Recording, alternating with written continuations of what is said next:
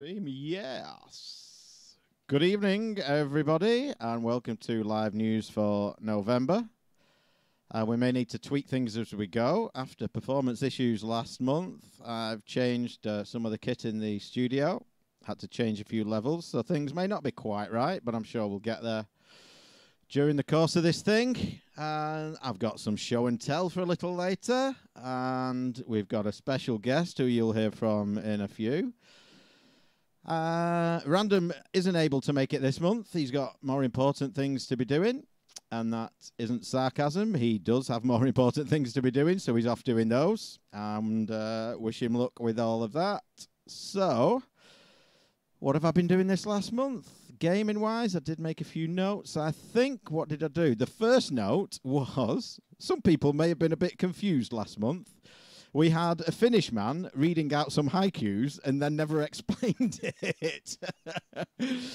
So we that will confuse the average person. It did. So last month the news broke that Kimi Räikkönen, the F1 driver, who is Finnish, had released a book of haikus. And this guy he's known as the Iceman. He gives nothing away in interviews. He speaks in a very monotone voice. So he is the last person you would expect to come out with some haikus. So I sent some of the ones that had been leaked out onto Twitter and various other places.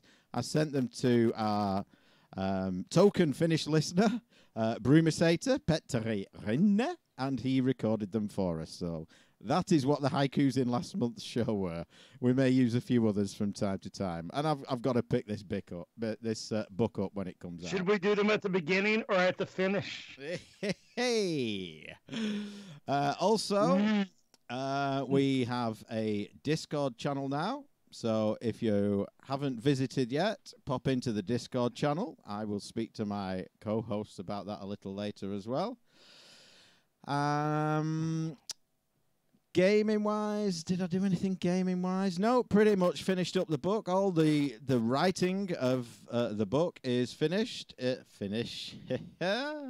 And it's going through pretty much its second complete edit. I have edited parts of it more, but it's going through its second edit now, and then it'll be a final read-through for some grammar, spellings, and things like that.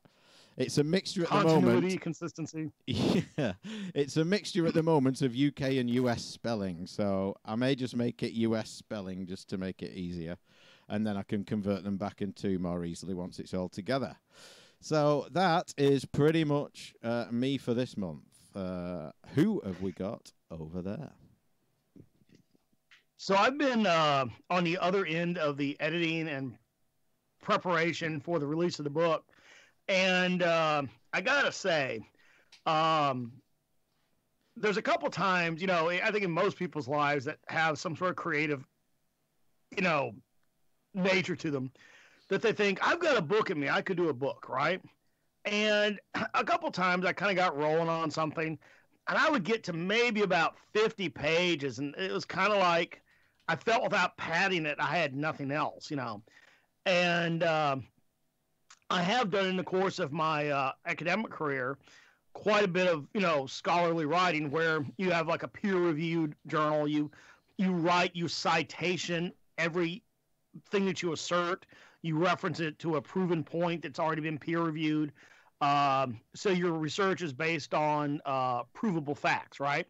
So the way that Mike has written this book is he's approached it like you would do any peer-reviewed article. Now, he did spare the reader the mechanics of endless in-text citations and footnotes and all that, because that would turn it from a pleasure book into work, and he didn't want to do that.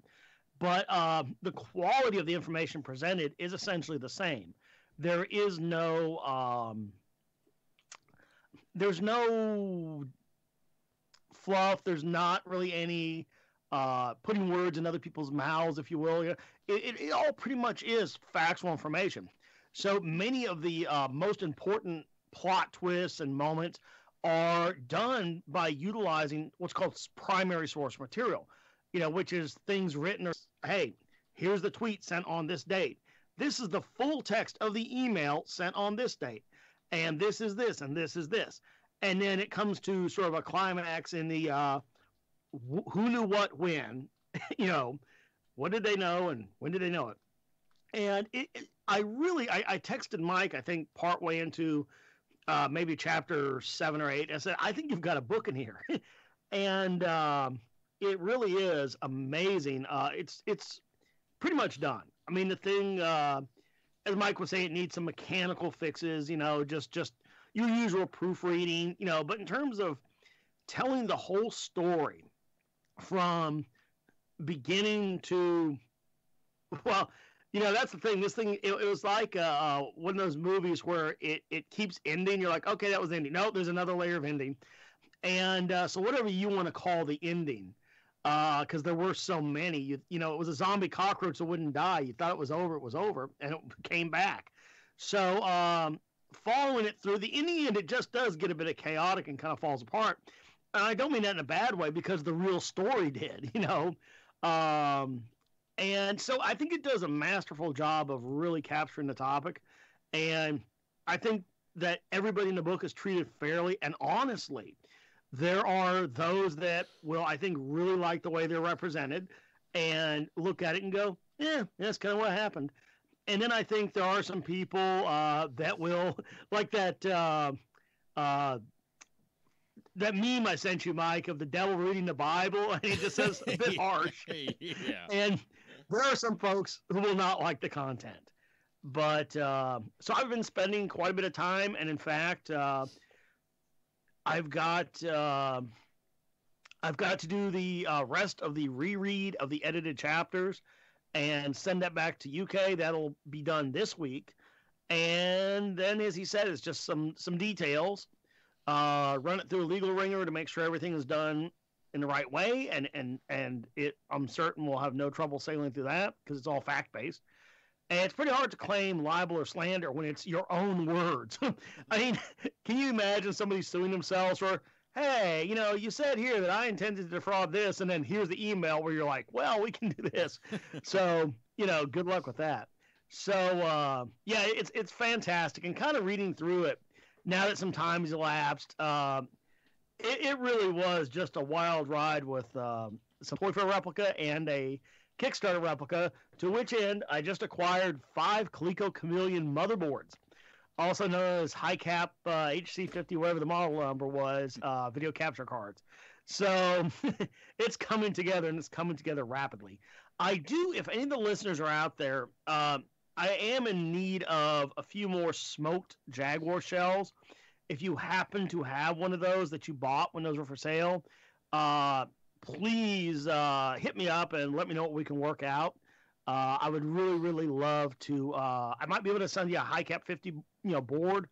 You know, I'd like to see what we could work out because we'd really like to make this happen. So, other than that, you heard about it in great detail in the hardware flashback. I did the assembly of that replica Pip-Boy, and Willie, you saw that today. What'd you think of that sucker? That thing is freaking awesome. That would be Willie. There you have it, concise. The quality is unbelievable. I mean, it looks like it would be a real thing. It really is absolutely beautiful. So did that. And, of course, the ginormous stinking turd that is Fallout 76 came, went, was ejected, thrown in a box, and shipped back to Amazon and returned. Now, I want to address the only thing I want to bring up about Fallout 76, unless, any of my co-hosts or guests here have questions. After I said, hey, look, yeah, this is a turd, right? A couple people, and I'm not throwing them under the bus, slamming them. They were, it was perfectly legit. But they posted links to like a couple reviews or emailed me a couple reviews and video reviews and whatever and said, if you had just read this, you would have known it sucked. I'm like, well, hold on. Fallout 4 was a wonderful game. I can go to YouTube and get you 24 YouTube videos of people describing Fallout 4 as the biggest piece of shit on the planet. I can find that about every video game. Pretty much every video game released, the net nerds are out there saying that this is the worst game ever. It's a letdown the franchise. Like, I'll give you a good example. The Mass Effect, right? Number 3 on PS4. I love that game, right? People hated it. It got terrible reviews because it made a change in how the story was going to pay off. Well, see, I never played 1 and 2, so I didn't care. And, I'd roll up and there'd be these robots and they'd have these ships and then there'd be these, other aliens and they had fewer assets. And you were trying to put together a coalition to win. So I'd be like, yeah, well, how am I going to side with these guys? We'll go with these guys. And people I talked to are like, no, but they're your friends. I'm like, fuck them. I never met them. We're going with the robots. Let's do this. And so I didn't have any real emotion attached to it. So for me, I was perfectly content, with Fallout 4. I was wonderful. But, I liked, the Mass Effect 3. I like whatever. So wherever people bitch, I'd never take that too seriously because, well, chances are they have some reason for saying that may not be related to the game. But in this case, yeah, from top to bottom, and again, I'm not going to reread the entire Hardware Flashback discussion of it, but not good. It was horrific and a huge letdown. But at least this prop got made out of the bit. So, oh well. On to whoever's next. Yeah, so I lacerated my eyeball. That was fun. I have to wear a patch, look like a pirate. Everywhere I go, people are making fun of me. But they do that anyway. What's that? I said they do that anyway. Yeah, well, interestingly enough, people treat me a lot nicer. It's because you're 7 foot tall. Yeah, maybe I'm a little bit, like a little scary looking. So that's like a children's cancer ward. Yeah, so everywhere I go, people are like opening doors for me and stuff while I'm wearing the eye patch. I feel like I pull off the eye patch look pretty well. But all my employees have been making fun of me. They've been calling me the governor, one-eyed Willie, the captain, where's your parrot, shit like that. So I think you need a pistol with a silence, a screw-on suppressor, and you can make a mock-up, and then you just walk around looking like a Latvian hitman everywhere you go. Yeah, that'd be good. Thankfully, the white part of your eyeball, whatever it is, heals pretty quick. So some steroids and some antibiotics, and I should be back to normal pretty soon. It has impacted my gaming because I've had a headache for staring out of one eye for a while now. But I picked up Red Dead Redemption, been playing that quite a bit. Fantastic game. Red Dead Redemption 2. I haven't played the first one. I believe this is a prequel. I don't know. It doesn't matter. It's a great game. I was never really like big into the GTA games. I never owned one other than the first top-down one on the computer. I always had friends that had the different Grand Theft Auto games, but I just never felt compelled to buy one myself. I'd rented some and things like that. But this game's fantastic. It reminds me a lot of The Witcher, but kind of in an open world type setting. Some of the missions get a little repetitive, but you could kind of choose to do side missions if you want to or not. So overall, Mark, I agree with everything you've said. I'm just curious about one thing. When I started playing it, I played the first one, and movement-wise, it was fairly rapid-paced. This one, and I know what it was tutorials. They were teaching you how to use the bow. They were teaching you how to do this. It was an in-game tutorial. But the game physically moved very slow. Like when you go into the first bit where that farmhouse is occupied by the O'Driscolls and all, and you're literally moving through like 1.5 feet of snow. So the character trudges, right? And then for me, that got to be real annoying when it'd be like, hey, Arthur, go check the barn. And you're like slowly moving. It's like, come on, move it, And the whole, I get it's a snowstorm, okay? Just let's move this along. That's the only part that frustrated me. But once I kind of spring hits and you go and blow up the train, the game moves at a normal pace, both in storyline and in physical speed. But did you see any of that? Did you pick up the same thing, or did you see it differently? I feel like the game is the pacing is just sort of unique in its own way. It's a bit slower than most frantic games, and I like that. I mean, there's some quiet moments in the game that, I'm just kind of riding through the prairie or something and just kind of staring around and kind of enjoying the ride from town to town. And you see some animals and you can kill them for pelts and stuff. And there's just something relaxing about the pacing. It's not frantic the whole time. Now it gets really frantic. I've been trying to get my character, because there's a meter as far as if you could be, good or bad, and it's kind of a slider. And if you rob and loot people and, burn houses down and shit, you become bad and people treat you differently. And then I found out that it kind of impacts what kind of clothing you can buy, and you get discounts at stores if you're good, and different missions will open up to you. So I've been trying to be a good character as much as possible, but the game makes it damn hard. But I mean, there's like to unlock like bonus costumes and better like holsters and stuff, that so you don't have to fix your guns as often. Like one of the missions is like drag a person on horseback for like 3,000 feet. So I'm literally like just roll up to some random guy and I'm like, "Hey buddy," and I just like throw a lasso around him. I'm just like dragging him through the countryside, and people are riding by. They're like, "Oh my God, look at that!" And then the body died because I guess I was going too fast. And I was like, "Well, shit, I still have like several thousand feet I have to go," and I just kept going. And it unlocked it, so I guess it didn't matter if the body was alive or dead. But yeah, it's a lot of fun. It's definitely worth checking out. I think you could probably wait to pick it up. There'll probably be a discount after the holiday season, but if you're looking for something to play, over the holidays and you need a good game, it's modern, I definitely recommend this one. I met Dan Cathy, who happened to be at my day job. He was at my office, and for those of you who don't know, Dan Cathy is the president of Chick-fil-A. And for those of you that are not in the United States, Chick-fil-A is a delicious chicken sandwich fast food joint. With good customer service, too.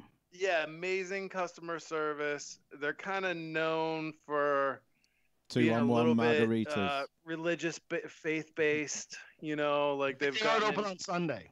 Yeah, they're not open on Sunday, but they make a delicious fucking chicken sandwich. I met the guy, and he gave me a gift card for a complimentary Chick-fil-A chicken sandwich or grilled chicken nuggets. So I think we're going to keep it as kind of a memento, but that was interesting. And I ordered a couple games for Christmas time, so got the new Smash coming. Look forward to playing that with my kids around after Christmas. Maybe on the next show, depending on when we do the news, probably be out by then, so I give a little review, but looking forward to that.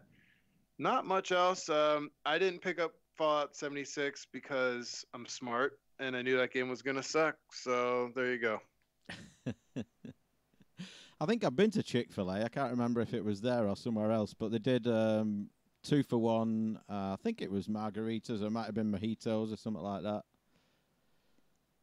No, I would definitely like Chick-fil-A because they don't serve booze. Oh, right, okay, no, it wasn't there. But maybe like milkshakes. The next time you come over, we'll take you to Chick-fil-A. It's fucking delicious. They put MSG in the bun, MSG in the breading on the chicken sandwich, and the chicken is soaked in a solution of MSG, so you get like a triple dose of MSG. But they've like done their branding in such a way that it seems like it's way healthier, but actually there's less calories in a fucking Big Mac than a Chick-fil-A chicken sandwich. Because Jesus. I used to work with a guy who had a Chinese takeaway, and a lot of them over here do the same. They just load it with MSG to give it flavour. And it was so much in there, the next morning he woke up and had locked jaw. He literally could not open his jaw. Wow. Yeah. Okay. Mark has the same problem, but not from the burgers. Okay, so I wanted to give a shout out before we get into some news and further stuff. I wanted to give a shout out. We got a very generous donation. They are anonymous, but you know who you are, so thank you for that. I'm enjoying a couple of beers while we do this, and I can hear a bit of distortion. I'm not sure where it's coming from. I'll try and fix it as we go. The one I'm having at the moment is a Coach House Blueberry Classic Bitter, and I'm going to follow up that up. Oh, that does sound. Yeah, it's good, and I'm going to follow that up with an Iron Maiden Trooper, which is great in a bottle, not so great on draft. That's real good. Not so great on draft in my experience, but I do enjoy it in a bottle.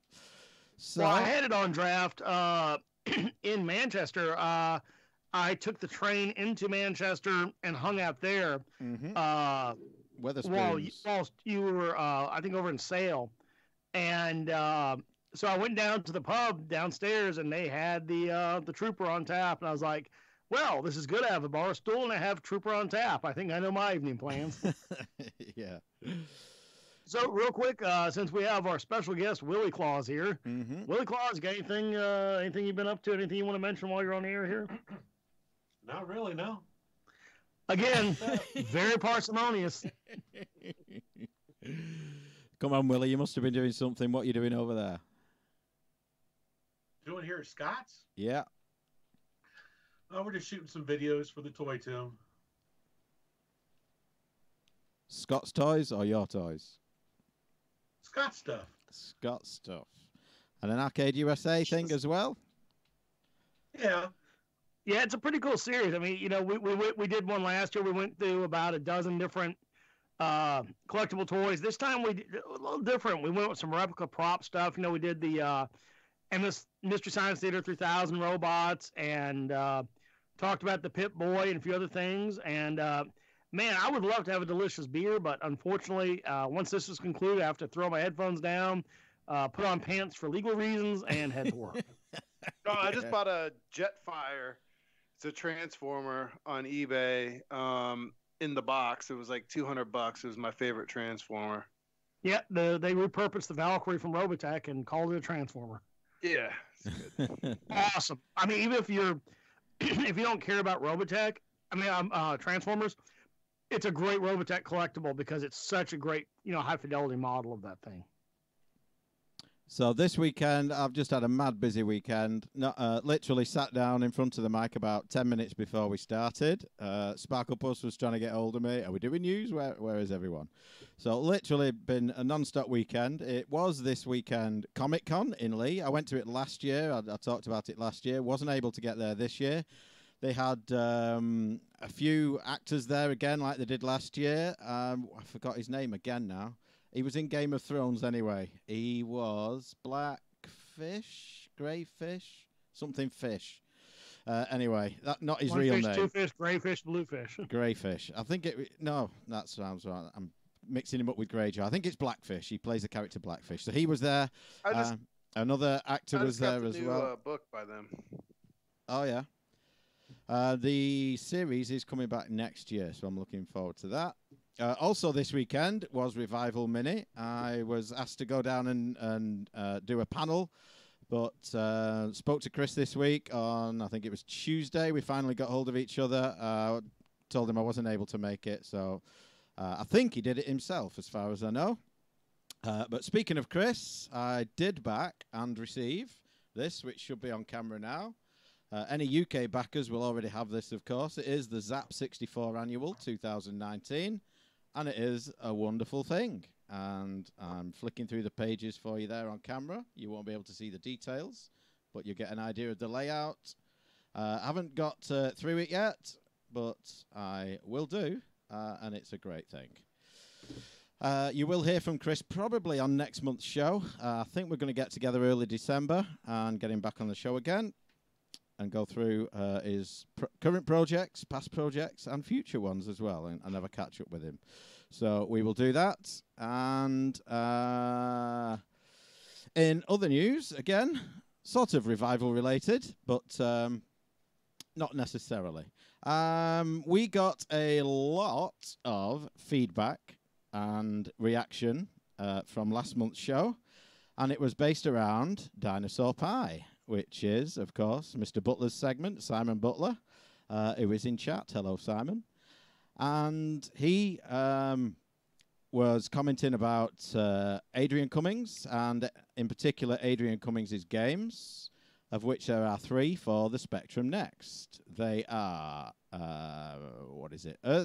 Delta Star, Earth Defense, Montana Mike, and what's the other one? Dungeonette. And so these 3 games came out pretty quick-fire fashion. And Simon went through some of the details on those games for you. Dungeonette is pretty much an Attic Attack clone. If you don't know Attic Attack on the Spectrum, go and check it out. It's a great game. Delta Star Earth Defense is pretty much a Galaxian clone. And Montana Mike is pretty much a Rick Dangerous clone. So the 3 games are out for sale individually. Priced, I think, $14.99 if I remember rightly, or you can buy all 3 in a box set for $14.99. So if you're going to buy them, buy all 3. $14.95, I think, actually. So Simon's comments on the games were that essentially they weren't very good. They were just thrown out, quantity rather than quality. They are clones of other games on other systems. And the graphics aren't necessarily the best. Montana Mike pretty much does look like Lego Indiana Jones, as Simon said, and the game is pretty much a Rick Dangerous clone. Craig... Now, but yeah. In all fairness, I hear he does... It's a one-man show. I mean, he does all that artwork in-house as well as the game development, right? He does. He is a one-man band. He's formerly done mainly mobile games, which would possibly explain the quickfire nature and lack of great depth in the games perhaps, but they were reviewed on a live stream. Craig from Revival, I said this would tie into Revival in some way, did a live stream of some gameplay from Montana Mike on his Facebook Live. He does it under the title Yam Yam Gaming, I think, Yam Yam Retro Gaming. He goes through a lot of the Next stuff. He's heavily into the Next. Craig liked them. Other people like them. Simon didn't, obviously. And I've heard from people who like them and people who don't. So, as with anything, they divide opinions. And Mr. Cummings contacted us, and we had a few emails back and forth. It started off with him being rather angry at the treatment he'd received on the show, saying he was going to go after us for slander. So once we got into it, and I asked him to sort of, break down what part of it is slander, and we can discuss those parts. And he didn't kind of do that because. Now, what would you say the definition of slander generally is? Well, versus libel, and there's a distinction between the two. Libel is written, slander is spoken. They are essentially the same thing, saying something that isn't true about somebody. But yeah, the difference is one's written, one's spoken. So it would be slander, not libel. But, Simon's criticisms were, well, the guy looks like Lego Indiana Jones. And if you look at the picture of Montana Mike, I think I included it in last month's show notes under Dinosaur Pie segment. He does look like Lego Indiana Jones. So, it doesn't qualify as slander. But again, it's all, I mean, he took the time to draw all this artwork and develop the game. I mean, it's. Well, yeah, he took the time to develop the game. He didn't do the artwork. So another criticism was of the graphics, and he doesn't do his own graphics. He buys the graphics in, which would kind of explain the sort of template style nature of them. And, a lot of people on Craig's video were saying, well, when you're going down the ladder, you're half in a wall, half out of it. And so I'm guessing, I don't know, I'm not a game developer, but I'm guessing that's where problems like that come in. And Adrian was in that stream, as was Simon, and he was saying, well, if I had more time to do the games, they would be better, but I didn't, so they're not better. So he's, for some reason, thrown the games out really quickly. Not entirely sure why. But he was upset. I'm just a wee bit confused because I was looking at, like, for example, the Montana Mike one and Rick Dangerous, and so, like, we used to this thing called tracing, right, where you take one image and color over another one, and, I mean, I suppose it's a valid art skill, I guess, but if you did this in a hurry, and you did replicate existing characters, and you did outsource it, and you're upset because that got pointed out. I don't know. I don't know where to go with this. Am I missing a clue here? I don't think you're necessarily missing a clue. I think what it boils down to is this. I think what Simon said was fair. They were fair criticisms of the games. I think he was more upset with the delivery of the criticism rather than the criticism itself. He felt it got a bit personal, and Simon was on a personal rant because perhaps he'd been blocked on Facebook. And that's where I kind of said, look, we could go around this all day. If you want to come on the show, and journalistically we'll give you that opportunity, you can come on the show and counter each of the points made, give your own opinion. He declined that. I would go for that. Yeah, you would. Sadly, he didn't. No, I mean, what's wrong with that? Like, literally, like, if I have, like, I would be the last person if this guy said, hey, I have a problem with Simon's presentation. Well, all right, you can talk about it. We'll listen to you. I didn't want to talk about it. No. Okay. No. So wouldn't he saying no, I would have been fine with it. Yeah. He declined the opportunity to come on and do that, but he did, to be fair to him, have some support in other people sharing the opinion of the way it was delivered, rather than what was necessarily delivered. So I explained to him. Like this, Simon's segment, we don't censor Simon. We don't tell him what to talk about. What you hear from Simon is... Not that we could if we wanted to. Not that you could, no. I think that's a pretty short discussion. Hey, Simon, we got some notes. Fuck right off. Yeah.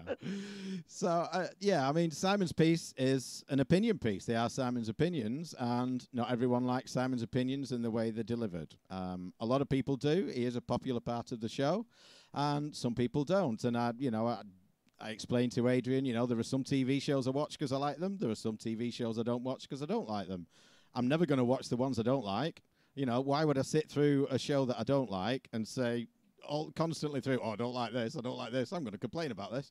I just wouldn't watch it. And, there are newspapers or journalists. No, I don't read newspapers, but, there are journalistic outlets that I read, and there are some that I don't because they make me angry and I disagree with everything they say. That's just the nature of the beast. You will like what Simon says or you won't like what Simon says. And it's really is as simple as that. This guy didn't. One of my favorite, now I confused this briefly with another guy that we talked about that hit us up instructing us of what content of Mr. Butler's is to be removed and how it is to be removed. And for us to, contact him back once that was done. So in a masterful response, our very own UK Mike is like, right then, we'll contact you as soon as it's removed. Yeah. He has yet to receive that contact. Please contact me as soon as you remove it. Okay, we promise that we will do that. So, yeah, I mean, Adrian's point was he felt that, and to quote him, you are crazy to publish content like this containing so many non-facts. I have no wish to inflame relations with you further after he was taken to task in a recent video stream. And so some people have that opinion. We are crazy to publish content like that. But are we? Are we crazy to publish it? I mean... I think it's crazy. Why, Janice? Okay, Sparkle Puss, why is it crazy?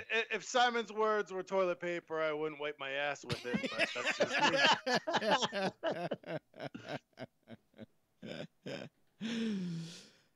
me. So, yeah, I mean, it did kick up a lot of fuss. I mean, seriously, what are your opinions on it? I mean, I edited it, and I did take some stuff out, and I have taken stuff out of previous episodes that has either crossed the line in some way, or Simon has said to me, I said this, can you please take that out? And I've taken it out. So I do edit it. I do make sure there isn't anything slanderous in there, and leave it as an opinion piece. But what do people think of the delivery method? I mean, as a segment, it is a popular one, but is there now more people that don't like it than do? I don't know. As far as I'm concerned, it's a great segment, and I love hearing from them. And at the end of the day, you know, if Simon likes something, he'll tell you he likes something. You know, look at all the indie developers that he's talked to. Well, I mean, I've heard this month's segment already because I've edited it. You will have done by the time you hear this in the podcast, but not when you hear it now live. But when he likes something, an indie developer, some graphics that he's seen in a game, some pixels somebody's created from scratch, old style pixels, which, you know, is his area of expertise, he does talk them up and he does like them and he does compliment them. When something appears that he doesn't like, he will let you know that he doesn't like it in no uncertain terms. That's just Simon and his delivery method. I mean, and that is the beauty of Simon. It is. I love Simon for that. Does he sometimes get a little angry and carried away? Possibly, but then maybe all of us do from one time to another.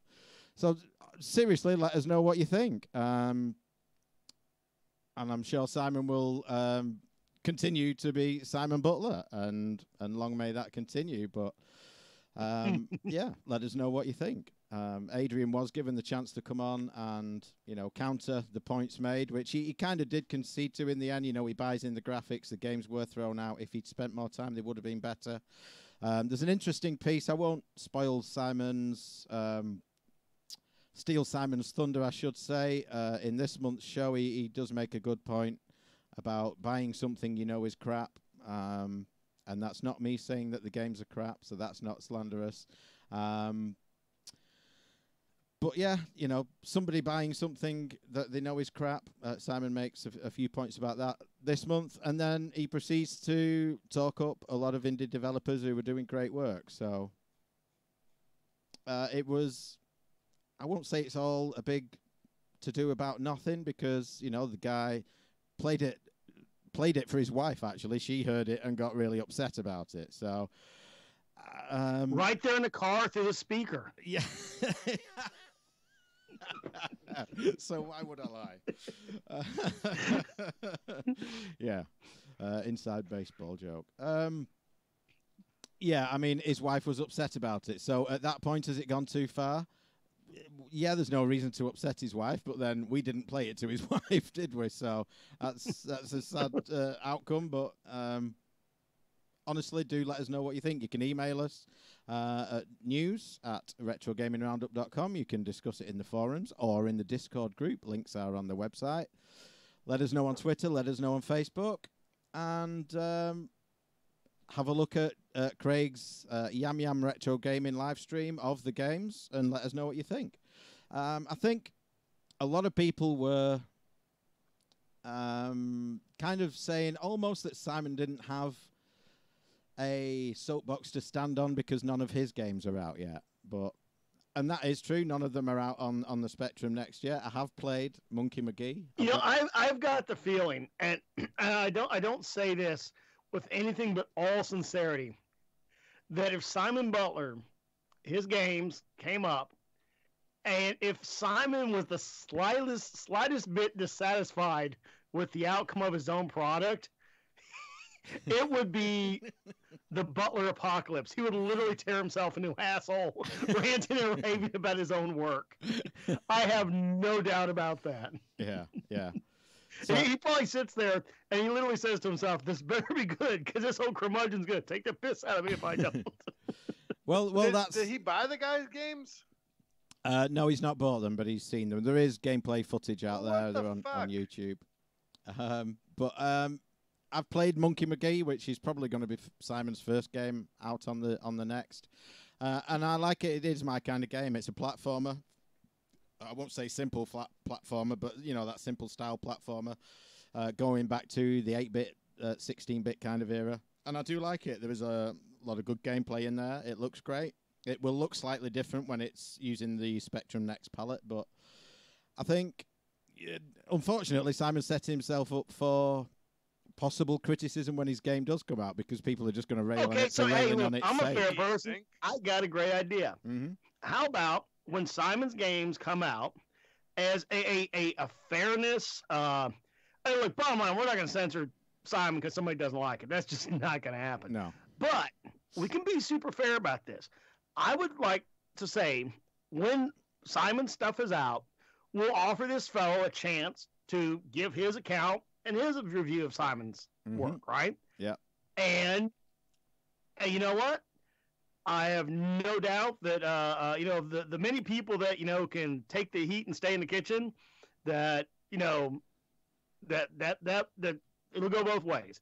So I'm all fine with doing this, and in celebration of the Fallout 76 West Virginia theme, we'll do it with dueling banjos as we play count and counterpoint back and forth.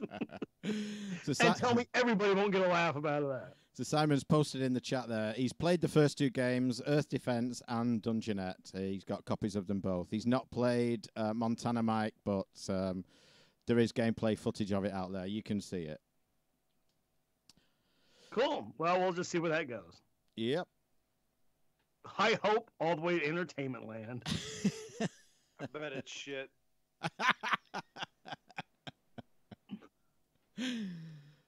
All you haters are going to be really hurting when all these games come out and are amazing to play. Yeah. If you want to play a good game, play New York Toy Fair on iOS or Android. Available free from Gimpy Software. So I'm going to lead us in with the first news article here from Ken Carlson. And he says, PlayStation Classics games are announced. Hi, guys. To save time, here's the list below. Honestly, for 2 controllers and these 20 games, playable via HDMI, I'm okay with the $100 price tag. 80 would have been nicer. I see about 5 to 6 gems on the list. Here's hoping it can be hacked. But who knows with Sony. Yeah, I would be willing to bet that Sony spent more money on the licensing budget. More money on the security to prevent additional games from being added than they would on licensing other titles.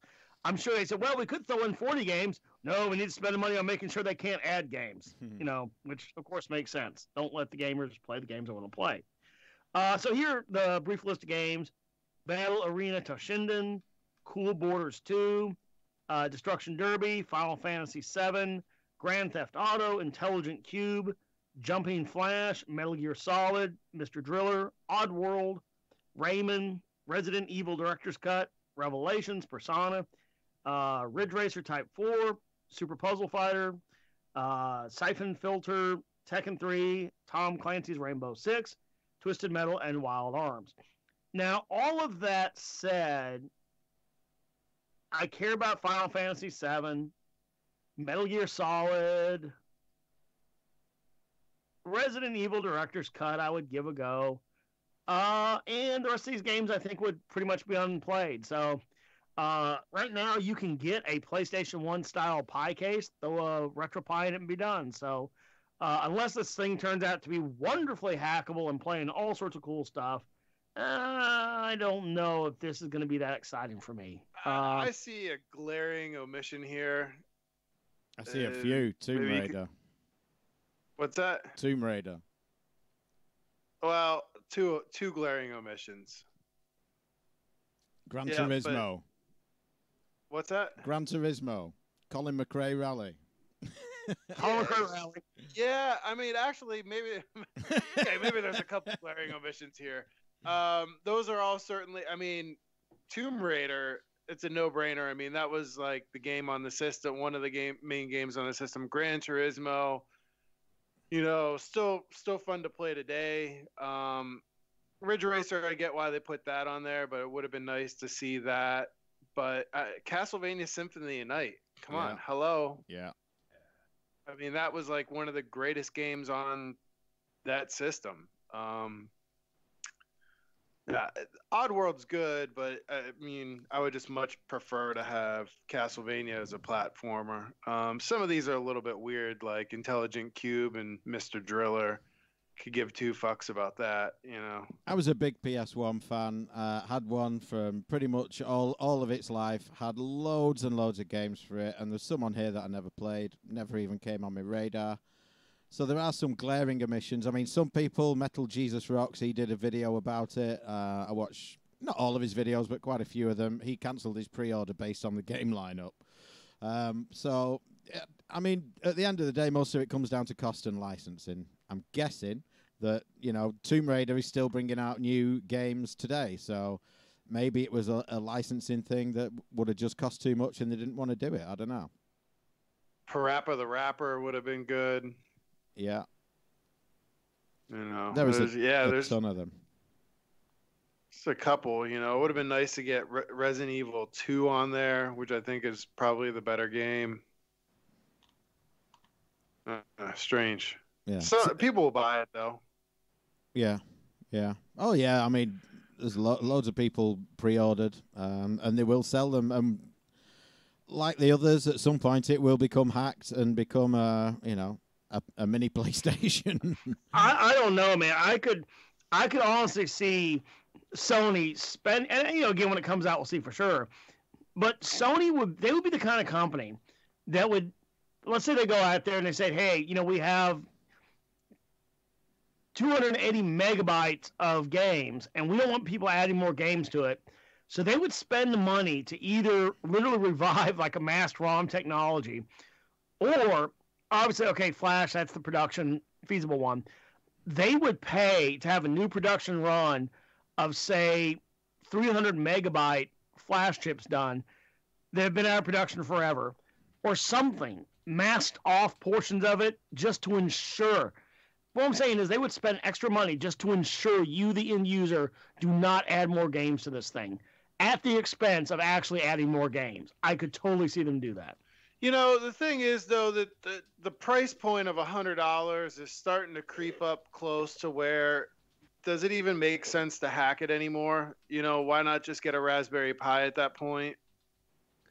Well, hell, the price point is $60 is even at that point. Yeah. But I think it's the point, for me, it's the point at which the novelty of the case is not eclipsed by just, like, okay, I'm holding it right here. I've got the Nest Pi case, right? That's beautiful. And it runs a Pi that does everything. I do still like, the other products and all that. I got them all up there. But ultimately, yeah, if I was never that big of a PlayStation fan to begin with, so it better be hackable and do some really, really cool stuff, or I would just have zero interest in this thing. Like I was talking with Willie earlier, we were chatting about all the minis that are out, right? Yeah. And there are so many now. There's like one or two good lines that we collect, but like I went in the store the other day, and there was like 3 or 4 new lines of a randomly slightly different scale of mini arcades. And I've kind of gotten to the point, it's like, okay, enough. There's a ton of these things, and they're just shoveling them out. So, will there be, just entire graveyards, like just landfills filled with these things at some point? Well, when we were up in Portland, right? Yeah. UK Mike and I were there, and we walked up to this giant bin. Now, this thing must have been 8 foot across by 6 foot deep. Not 6 foot deep, maybe 5 foot deep. You had to lean over the edge, and it was literally filled to the brim with Atari flashbacks, Guitar Hero controllers, and what else was in there? Controllers for everything, multi-taps. There were guitars for Guitar Hero. There were consoles, with no powered controllers or anything. Everything was separate. I picked up 2 Atari Flashback 2s, which is the good version, and both of them worked. There was just all sorts in there. I think I picked up a couple of controllers as well, but there was everything in there. Games, a lot of loose discs by the end of it. We're probably maybe 3 years out from going to expos and seeing bins of these minis. I think, the same way now you can get a Wii for $20, but at one point people were lined up. And I think we're going to see the point real soon where all these minis are going to be in the bin at expos for a couple dollars. Yeah. And they'll be dead. Well, they will after you get them and shove a pie in. Yeah. So before we do another news item. Before we do another news item, Scott. Before we do another news item, Willie, did you back the Coleco Mini Evolved Kickstarter? Talk about the CollectorVision Phoenix? No, the Coleco ones, the mini arcades they did. It was The Rainbow Bright, the Rainbow Robotech Bright, and and Robotech. No. I didn't do that. They wanted me to do promo videos for them, and I turned them down. Right. Because they were due for release in September, but they're not out yet. I just wondered if you had any idea on timescale. No, I've not heard from them in a long time. Right. Yeah, now I did myself. I did back that the Coleco FPGA based one.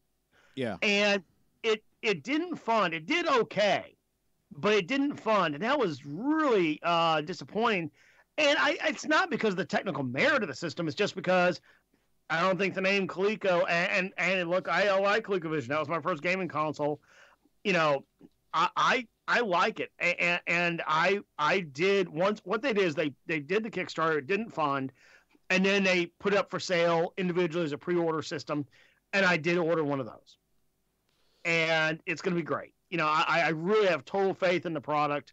The fact that it has a super game module functionality built in, it's just superb. But so given that it wasn't the quality of the device, I just think the Coleco name just isn't that well remembered as, ultimately it was the Atari. You know, the Atari had, in fact, we had a kind of a funny Thanksgiving dinner discussion about this with my sister and her husband.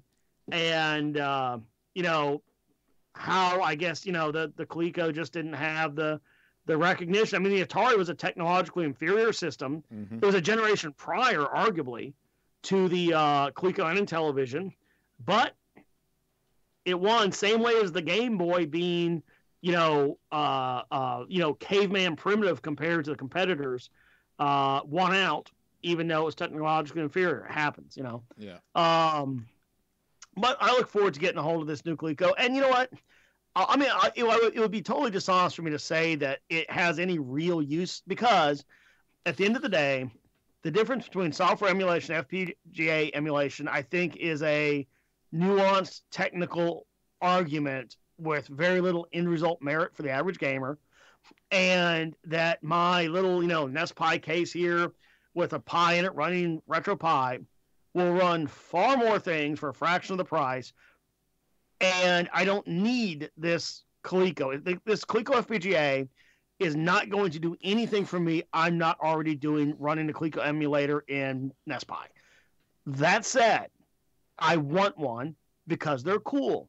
And I've said this forever, that, ROMs and downloads and emulators don't hurt the gaming industry. Because if you make a quality product, people will still want that, even though they can already play the games. And I think the development work they did on this thing, the end result, just the audacity to bring a ColecoVision to market, that is this new thing that you could even, jam the board into the original case or have it in their case or just buy the board. I think they did everything right. And even though I don't need one, I want one. So I'm going to buy one. So I'm in for it. So that's just how I see it. Mm-hmm. Okay, got one here. Petros Marekos. Mm-hmm. He says here, hi, UK, and hi to the rest of the gang. I'm listening to the June episode, and yes, I know. I heard you call out my name.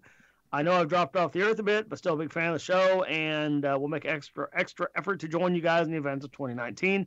Probably Blackpool to see what the fuss is all about. Well, mostly it's the scenic, lovely beaches and warm and inviting weather. Yeah, the climate, the beaches, the quality of accommodation. Quality of the attendees, yes.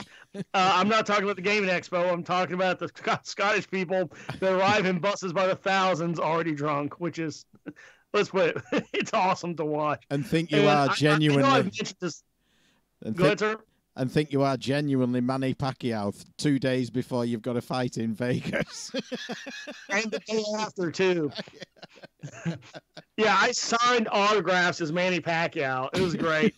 And I know I've mentioned this before, but there's this wonderful moment where, and Sparkle Post, this is why you've got to get over there next year for an expo.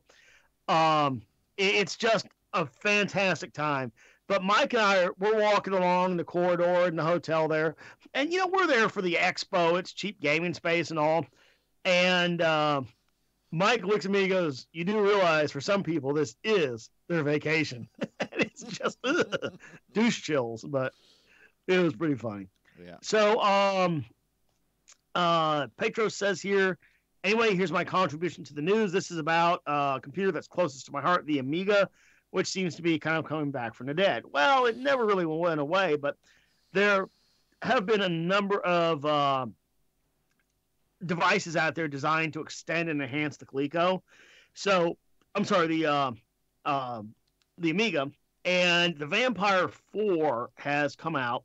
It is a Altera, FPGA-based device, right?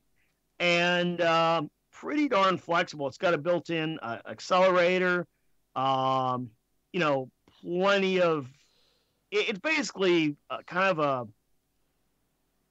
a high-powered what if Amiga continued board. So no announcement on pricing yet, but it should be out soon. I could absolutely see getting one of these. It's got built-in network, USB, HDMI out. It kind of does the job of a whole lot of, basically a couple of $100 of add-on cards for the Amiga. This is kind of all that in one. So definitely something to watch for. Yeah, so I did call out a few listeners. Must have been in June, as Petros says. I don't know if you recall, Scott. Petros was at I think it was the CG Adventures launch party, and when we filled the bathtub with beer. He joined us there, so good to hear from him. Long time listener. I got one here. Go for it.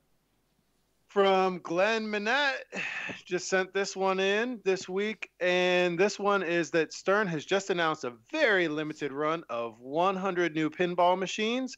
It's an order-style pin with limited numbers, signed by the whole band. And do you guys know what that band is? Primus. Yeah. Primus. Listen for the next one. I'm gonna pick it. Whoa. Okay. Well, I am a fan of Les Paul, the vocalist and bassist. Amazing fucking bassist for Primus. But yeah. I think this one's kind of weird. I don't know if you guys are into Primus. I mean, I think I might have been in middle school or something in the early 90s when Primus was a bit of a thing, but I feel like they were a lesser known alternative band, maybe sort of funk metal alternative. They were a thing for a while. I only know of one of their songs because my brother is a guitarist, at one time pro guitarist, trying to get back into it. But he does gigs with bands and stuff still. And he sent me a video to a Primus song just because of the crazy bass line. I forget what the song was, something The Cat. So Google the Cat Primus and you'll find it. Just listen to the bass line. It is mental, but that's literally the only song of theirs I know. Yeah, I mean, Pork Soda, but to me, Primus, it was like a band that did one song. They just turned it 90 degrees each time they did it. That'd only give them 4.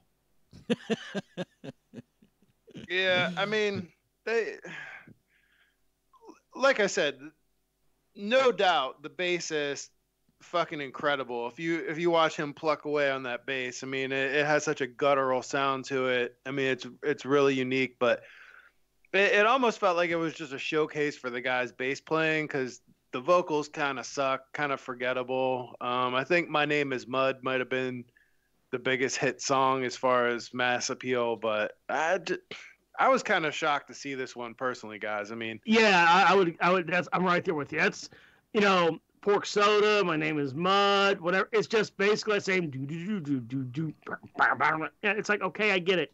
It sounds like a band tuning up in between songs. If you would have given me 200 guesses at, okay, Stern is making a new pin and it's based on a band. You have 200 guesses to pick what the band is. I certainly wouldn't have fucking picked Primus. Like, I would have picked the Spice Girls before this. Yeah, that would be probably a more viable thing. They've just gone back on tour, including Cancer Spice. I would pick every one of them before this. I mean, it's expensive, and I just like, who the fuck are buying the 100 Primus pinball? It's like just such a weird thing. Like, is there demand out there for this, or is it like they figured there's exactly 100 people that would buy it, so that's why they're making 100 of them. Or maybe let's see how far we can push this shit.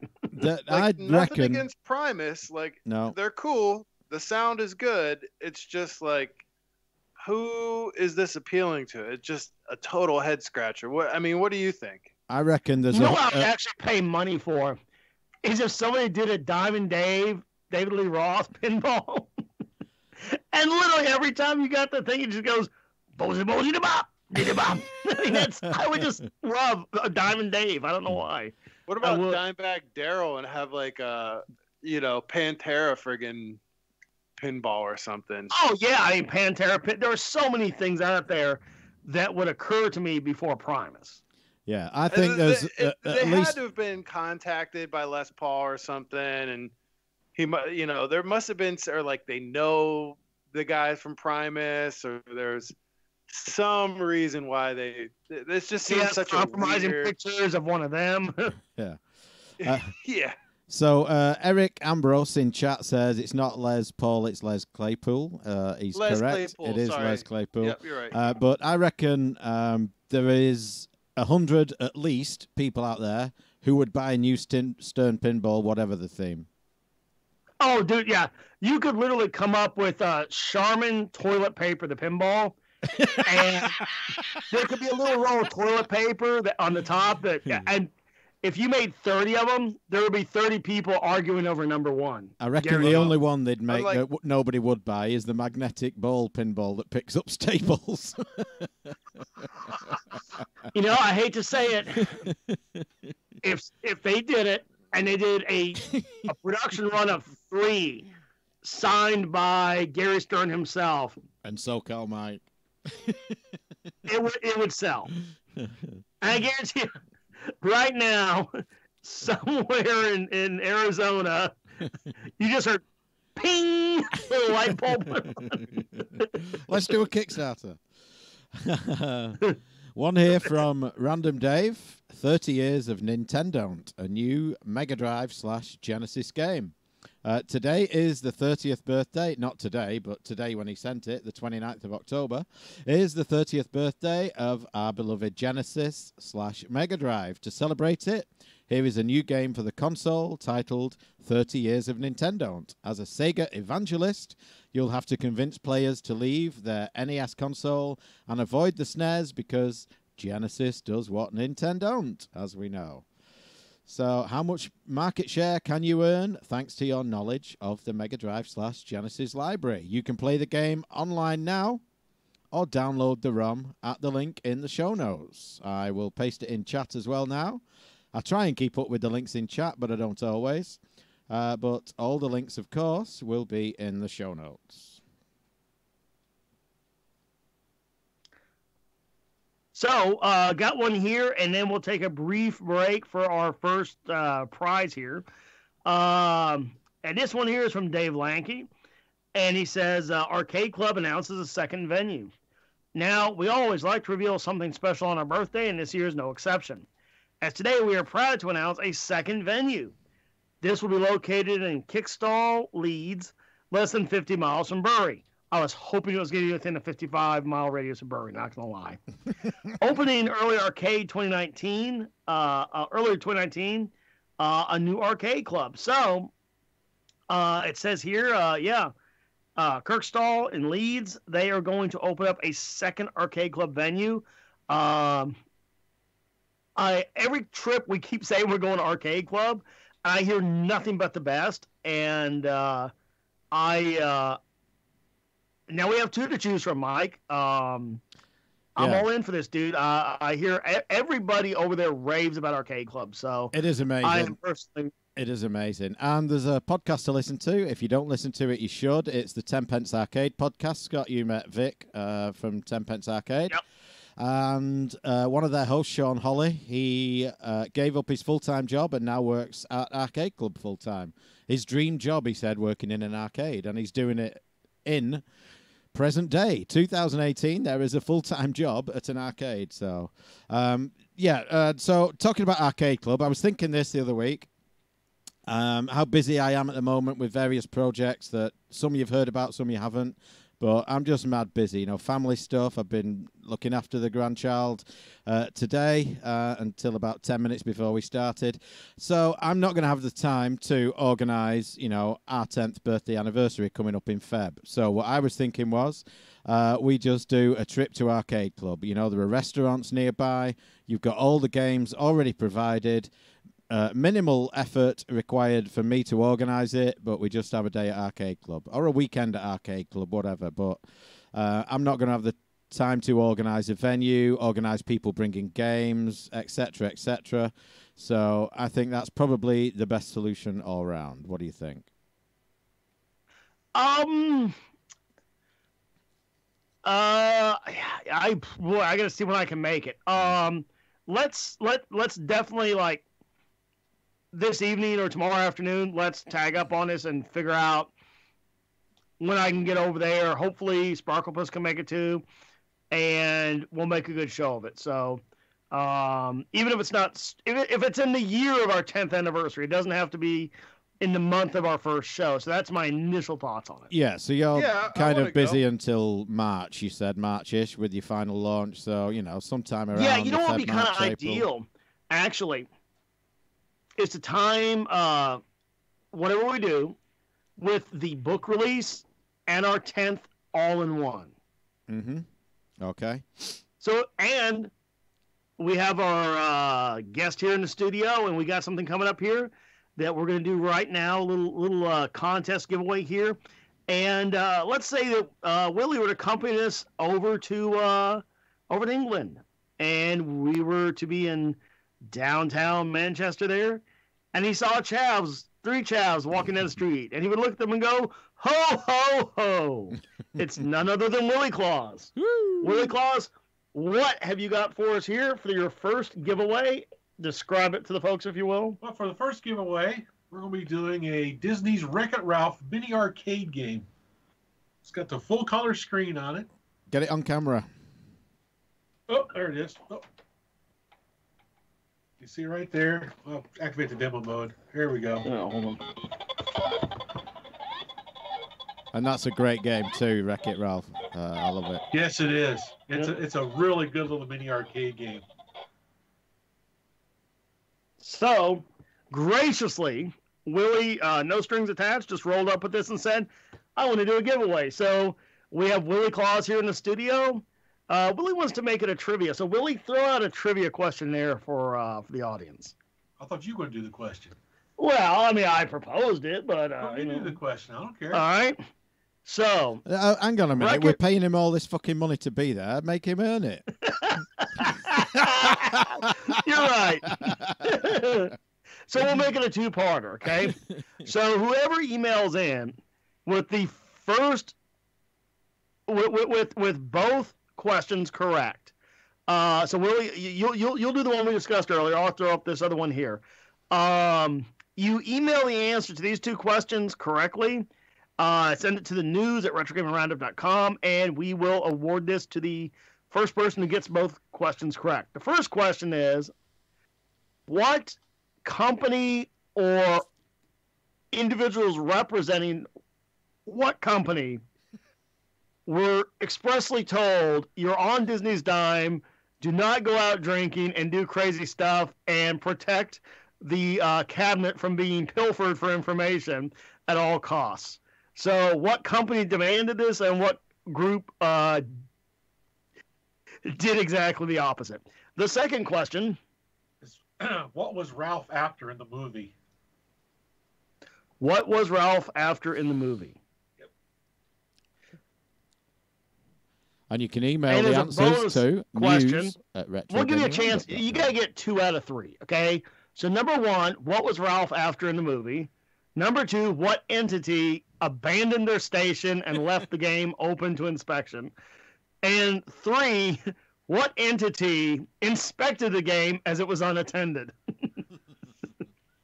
So answer 2 out of 3 of those questions, and you win the prize. Answers to news Hey, at I'm just going to throw out there, retrogamingroundup.com. I actually saw the new Ralph Breaks the Internet this week. I saw it Friday. And it's not as good as the original. Oh. It's more about like the internet, and they go to like Facebook and Twitter and Pinterest and stuff like that. And there is a cool game that they kind of make in it, but way less references to like old school arcade games and stuff. They just kind of touch on that briefly in the beginning, and then it's kind of like off to the internet. So still a decent movie as far as kid flicks go, but I don't know, it didn't charm me as much as the original. Just thought I'd throw that out there. Was it a disappointment? You know what? I honestly didn't have any expectations going into it. I mean, I really liked the first one. I thought it was pretty charming, and I liked all the little nods here and there. But this one, you know, there was more subtle nods to like YouTubers and stuff like that. Like while I took my girls to go see it, they're like, "Oh my God, did you see that one part they did? Like they did a quick cameo of Miranda Sings, who's like some annoying woman on YouTube that they watch," and just like there was just like little nods to like the old internet, like GeoCities and AOL and shit like that. It was less about like video games. Boy, the one word that just kept rolling around in my mind the more you described it was skippable and possibly forgettable. That's 3 words. I mentioned last month I was going to watch the new Halloween movie the next day after we recorded. I did watch that. It's all right. It's worth watching. It's not as good as the original ones, but it is. I would say it's worth watching, definitely. There's some big jump scares in there. My daughter nearly pissed at one point, but those kind of films, I kind of know what's coming, so they don't surprise me. But I do still like them anyway. So it's worth a watch. You know, I could just see that. You know, and of course, you know, being the proper father that you are, you just Joey yourself. I'll be right back. I'll go get a napkin for this concession stand. Excuse me, anybody. Oh, you're from my daughter's school, aren't you, partner? That was scary, Dad. Yeah, do you want a towel for that? So, got one here from Colin Broccoli. Colin, and it's spelled Broccley, not broccoli like the vegetable, but I think it's the first time I've seen Colin in here. But thank you very much for hitting us up and letting us know what's going on. Going by the username, I guess Tan here. So Tan says, "Hey guys, long time no email, but I just finished up listening to the latest podcast and thought you might be interested in this. So apparently YouTube may be coming to the Nintendo Switch. So this sparked something. I want to say it was Sparklepus that brought this up initially. How the hell did anything like this launch and not support kind of everything out there? I mean, how did the Switch come out and not have YouTube? I think it was randomly mentioned a year after launch. What's the point? I mean, it's so standard that not having it is conspicuous. I think it was Random who first mentioned it in relation to Netflix. We were discussing Netflix. Okay, could have been. I mean, I don't have a Switch anyway. This wouldn't make me buy one, so it's an extra for people who already have it, as far as I can see. But how the hell would you not launch supporting YouTube and Netflix? I mean, because I think possibly, and I might be wrong. I'm not a console developer, but if you open things up like this to the internet, you open yourself up to hacking. Possibly, I don't know. But everything, I mean, every console out there has supports most of the streaming stuff. It's just weird, and they're all very hacked. strange. And they're all hacked.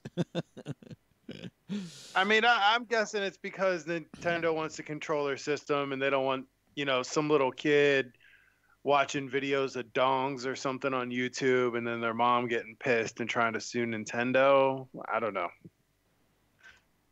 Yeah, you remember the DS when that had chat? They restricted it to within like what was it? The radius of was it the wireless card or was it something else in there? Was it Bluetooth? But it was like a 30-meter radius. Like pre-canned messages and stuff. Yeah. They restricted that just so that, you know, cause pedophiles. So yeah, I don't get it, man. I can see because them you go on Call of Duty on PlayStation on Xbox or whatever, and all you have is 11 and 12-year-olds yelling at the top of their lungs all kinds of shit at each other. And so here having YouTube where somebody could watch, whatever. I don't know. I just don't see the fuss at all. So moving on here. I get hit up on PlayStation Network by these like fake Russian whores or something all the time. They send me booby pictures. What makes them fake? What makes them fake? PlayStation. This you like the fake cost you the money. Hello, Sparkle. This is my tits. It is shit. It makes sexy for the money. It's not time for money. No lie. So to bring this back to games, we got one from Spinal. He says, "Hi guys, this looks interesting. Someone has either created or modified, I didn't read up on it in brackets, a ZX Spectrum emulator that will show more than one game screen at a time, allowing the player to see further in each direction than a single screen would allow." I don't think I explained that very well, so here is a link. Link will be in the show notes, but there is a list of supported games here.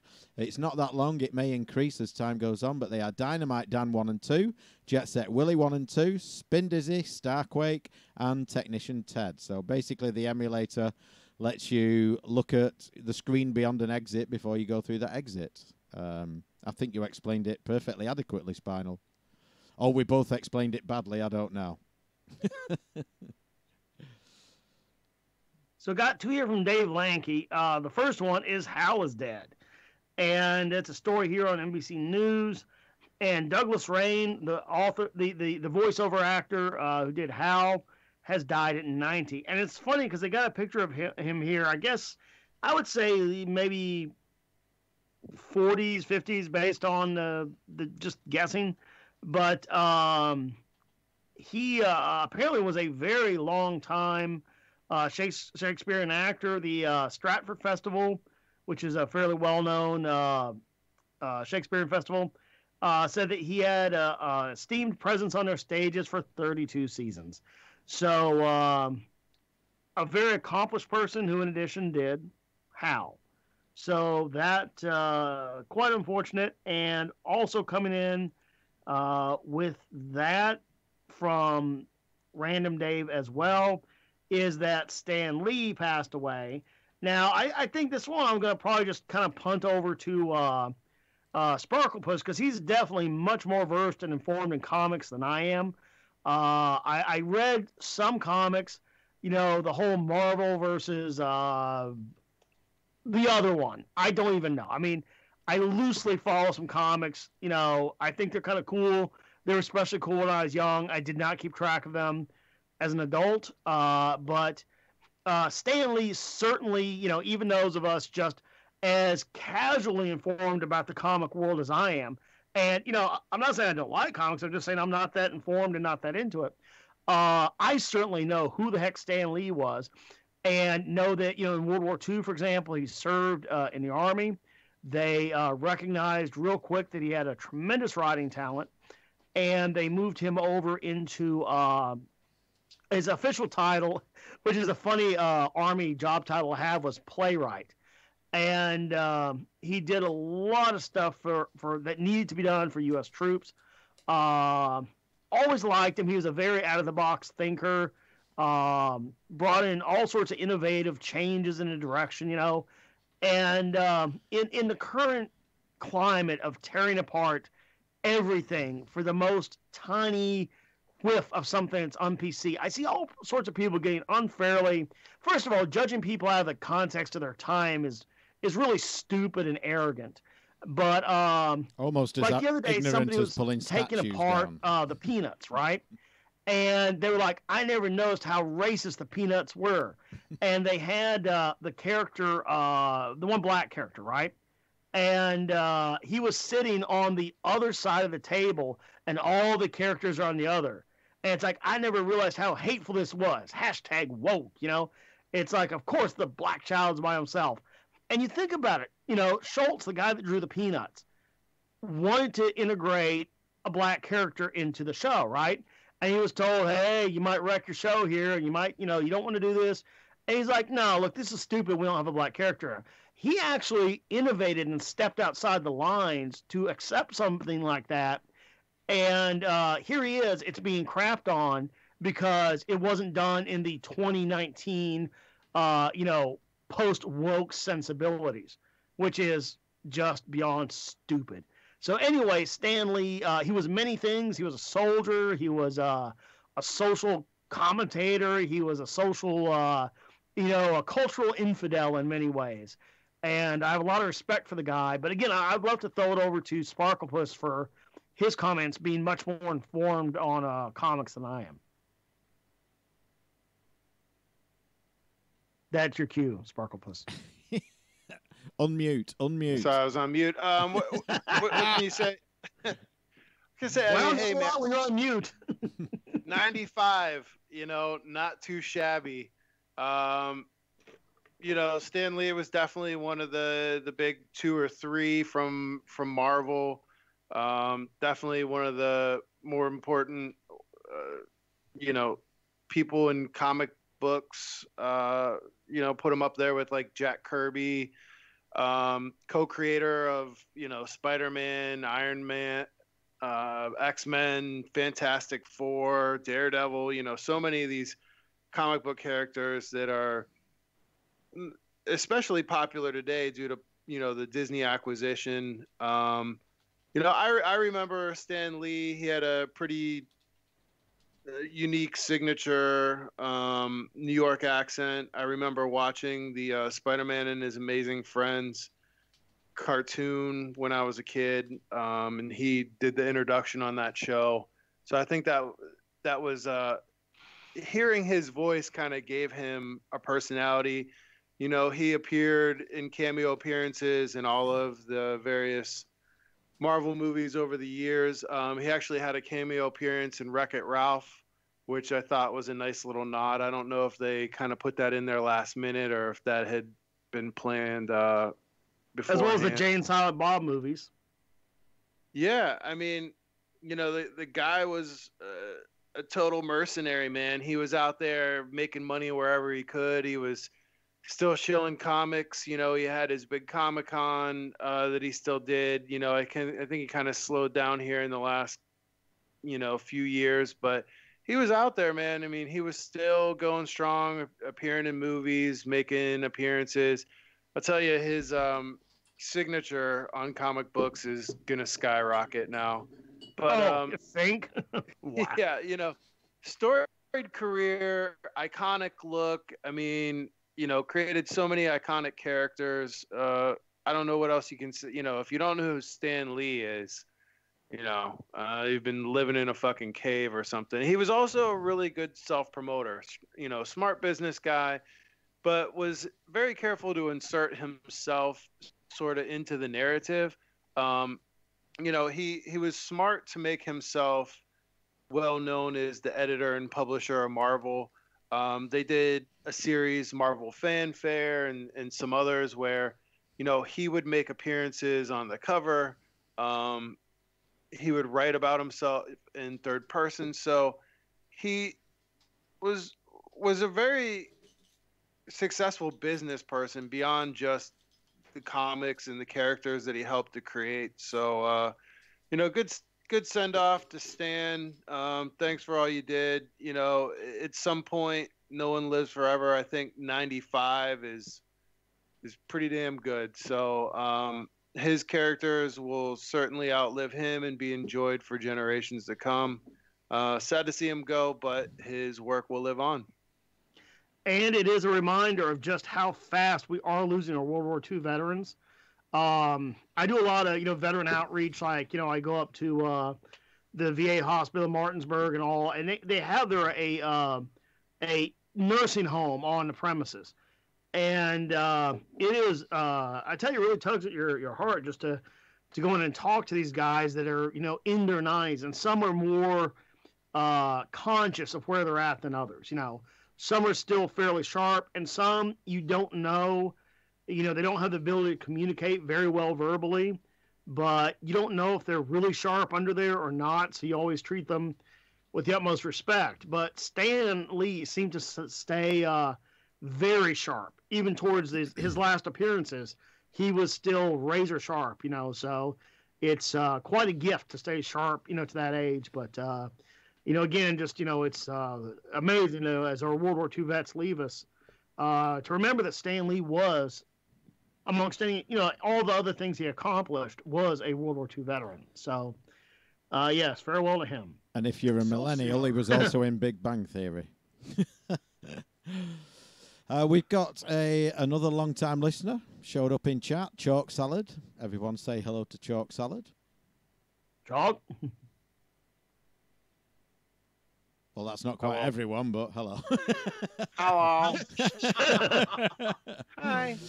One here that I sent in, and it is a fairly long article, and it was sent, by me. I thought I got my lines mixed up. It was a fairly long article, like I said, how to play long video games when you have no time.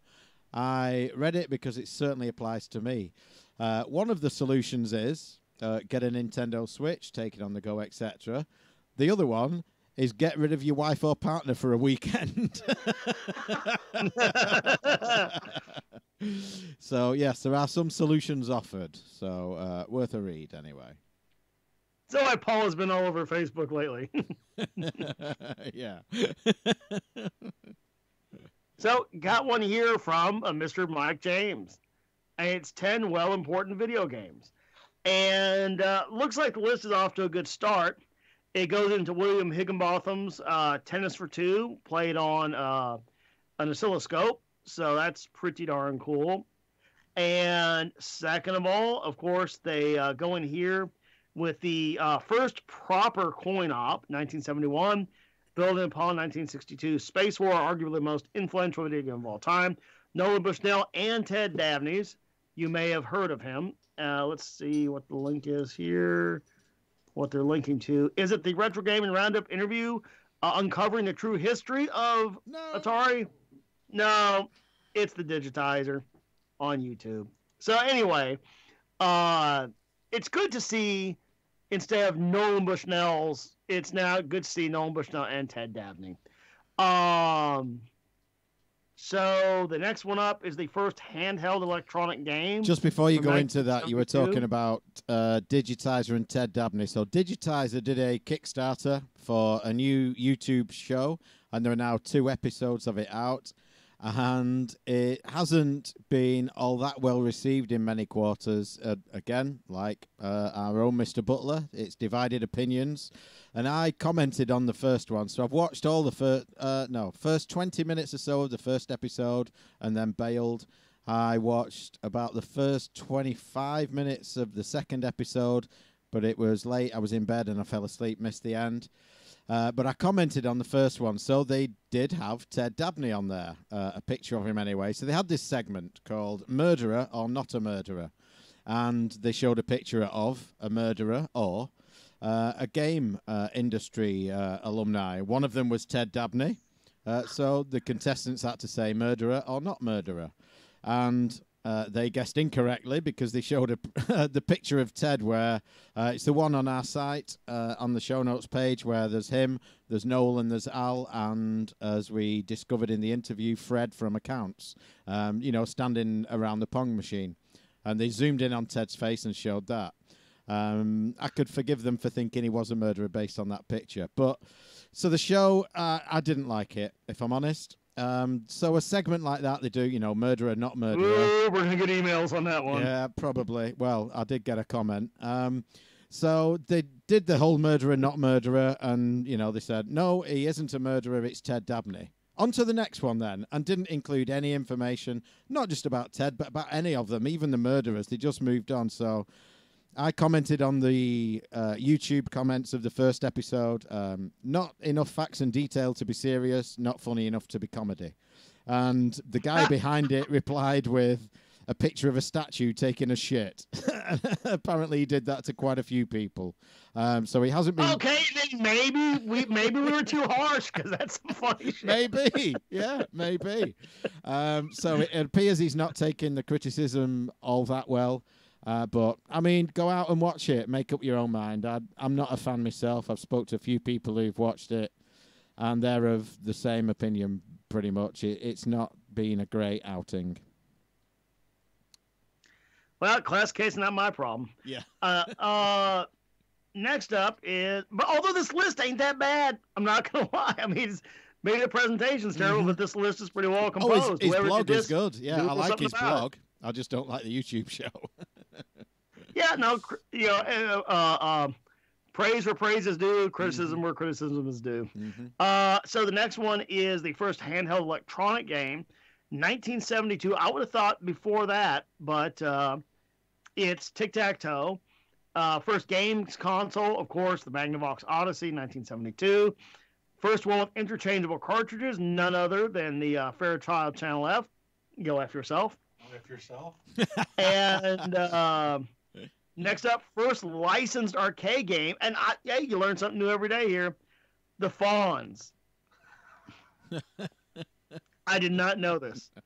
First portable handheld games console, 1979. Of course, the Microvision. And we were just talking about that earlier. The first 32-bit video game console, the FM Towns Marty CD-ROM-based console by Fujitsu. First 64-bit games console, the Jaguar. Wow, I can just feel the evil oozing off of those shells. First video game was Swearing, 1995. I don't know about that. I recall some stuff in Leisure Suit Larry earlier than that. I thought Sewer Shark had swearing. Yeah, I think it did. Yeah, so out of all that, I think only one of these is kind of off, but not a bad little list. So we were talking earlier about arcades opening, new arcade locations. This one came in from the UK Pinball Group. An abandoned shoe shop in Middleton, not too far from me, or arcade club, to be honest, could be transformed into a children's entertainment centre with arcade machines and a go-karting track. It would also feature pinball, air hockey and table football. That's the proposal anyway. I'm guessing they're waiting for planning permission. Hopefully it will get passed and we'll have another cool gaming location to go to. I could put it on the site Gamerspot. Oh. Maybe not. And I got one here from Stephen Stuttered. I'm not sure if he went to Revival Mini at the weekend. I met him at the previous one. And he showed me the mini arcade marquee light boxes. So he says, hi, new film out on the ZX Spectrum this month. Download and then physical media a bit later. It's the Spectrum Addict follow-up number 2. And I watched the first one, and it wasn't a great film. Didn't really do that well. It was just really badly produced. I think it was Kickstarter rather than Indiegogo. And there were many rumours. We've discussed it before in the show that he used the money to pay for his divorce, and then what was left went into the video, which can't have been much because the sound levels throughout the film are all over the place. You've got people being interviewed outside with traffic noise, bird song in the background and all sorts. It just wasn't that well produced, and it wasn't a great film. I hope the second one's better. I wouldn't buy it based on the first one, but I'm sure, no doubt, someone will let us know if it's any good or not.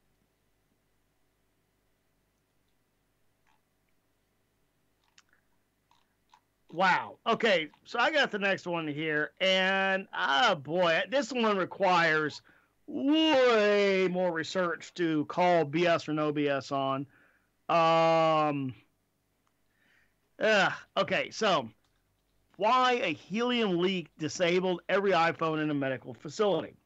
So this was sent in by, of course, UK Mike here, and it goes into something I'm somewhat familiar with, that the iPhone uses a MEMS, right? And these are used for model airplane gyros and all that. And they basically asserted that because of a high-density helium leak, that it got into the iPhone's MEMS chips for the gyro and all that, and the clock, and damaged it. They said it's like a tiny grain of sand causing the clocks to go haywire, okay? And Apple says that exposing the iPhone to environments having high concentrations of industrial chemicals, including near evaporating liquefied gases such as helium, may damage or impair iPhone functionality. I suppose, but you know, you're going to be exposed to helium in the atmosphere at all times anyway, so I don't know. I think that requires a lot more research. Maybe the research has been done. This is the conclusion. But from reading a little clickbait article, I can't comment on that being absolutely the case or not. Was it high enough helium that everyone was talking around, talking like this in the whole damn hospital? Well, with the amount that they say was leaked, it sounds like the building should have floated away. Yeah. Yeah. I did watch. Can you imagine that? You're in there working on an MRI machine, freaking the plot from Up plays out. As a follow-up to this, I did watch a video from the Twit network. I think they call it the new screensavers, where they put a couple of phones in a plastic bag with helium to see if they could break it. You know, they started the stopwatch on them to see what would happen, but they did a really poor job of loading the bag with helium, so it didn't actually work in the show. But there is real science behind helium breaking this shit, so it does work. And we have some breaking news. We have breaking news. Yes. Breaking news. Billy Mitchell wastes his life live streaming Donkey Kong video game. So, as it turns out, this weekend, Billy Mitchell, once the King of Kong, has released a new high score that he live streamed, everybody. So he got 1,050,100 points on a live stream, which is an incredible score.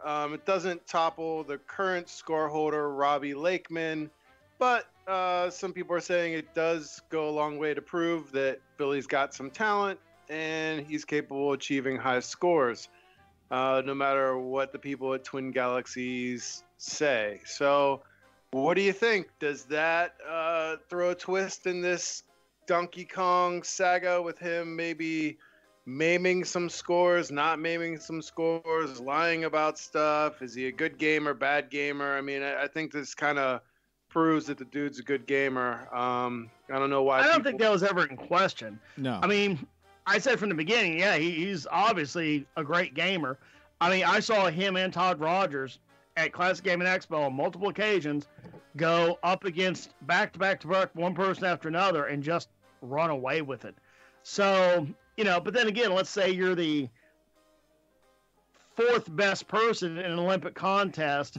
You didn't get the medal, but you could out-athlete probably almost anybody you run into, right? So is it fair to say he's a terrible gamer? No, that's not fair at all. Did he legitimately win all those records? Well, you know, there's a lot to be determined because there's a couple of things, like I said, that were kind of proven, but the proof was not under the most controlled conditions. So I kind of stick with where I was at originally on this. I don't know. I'm seeing comments now on some various sites and stuff, and that he probably hacked the live stream somehow so he could make this score. And it's like, you know, people, the credibility's gone, unfortunately. People won't believe him. Even if he had Nintendo come out and certified a damn board and he played it, I'm sure you'd still have people out there that are going to cry foul and say that he somehow manipulated it. I think it's unfortunate. I'm pretty sure I said this on earlier show that the dude's a really stand-up guy. I mean, he's as far as I know, meeting him personally, super nice fella. You know, I kind of hate that all this happened and his name got destroyed. Did he fudge some scores? I don't fucking know. But I mean, if he did, maybe that kind of goes into the whole persona. Should he be banned from high scores on video games? I think it's fucking ridiculous. The guy brought a lot of notoriety to retro games. I mean, his whole shtick and character. I think he's been vilified beyond belief, and it's unfortunate. You know, I think he should absolutely be able to post high scores again, and they should be taken into account. And you know what, Billy? If you're listening, I hope you shatter that fucking Robbie Lakeman score on a live stream and get the new high score again at some point in the future. Yeah, I think I'm still at the point I was at before. He's a great gamer, far better than I could ever hope to be. I've no doubt he can achieve those scores. Did he legitimately achieve them with the timing required at the specific time, you know, like in the King of Kong movie? Oh, here's a VHS of me doing the score. I'm now the best. Maybe that was faked. Who knows? But, I mean, I've saw comments. Right, Billy Mitchell's back. He's legitimate. Now we should reinstate all his high scores on Twin Galaxies.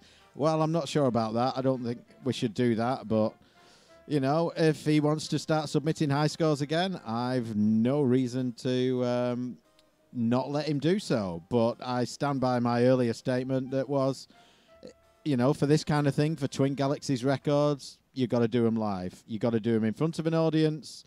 I don't know if a live stream would qualify for that. I felt that should always be the case. Yeah. And if somebody says, oh, well, that would exclude somebody that owns the machine or somebody that's playing it in the bar or no, look, live, because there's no justification. If you're good enough to sit there and play, you know, the game, right? And you say, oh, but I can't afford to travel to a gaming expo to do this.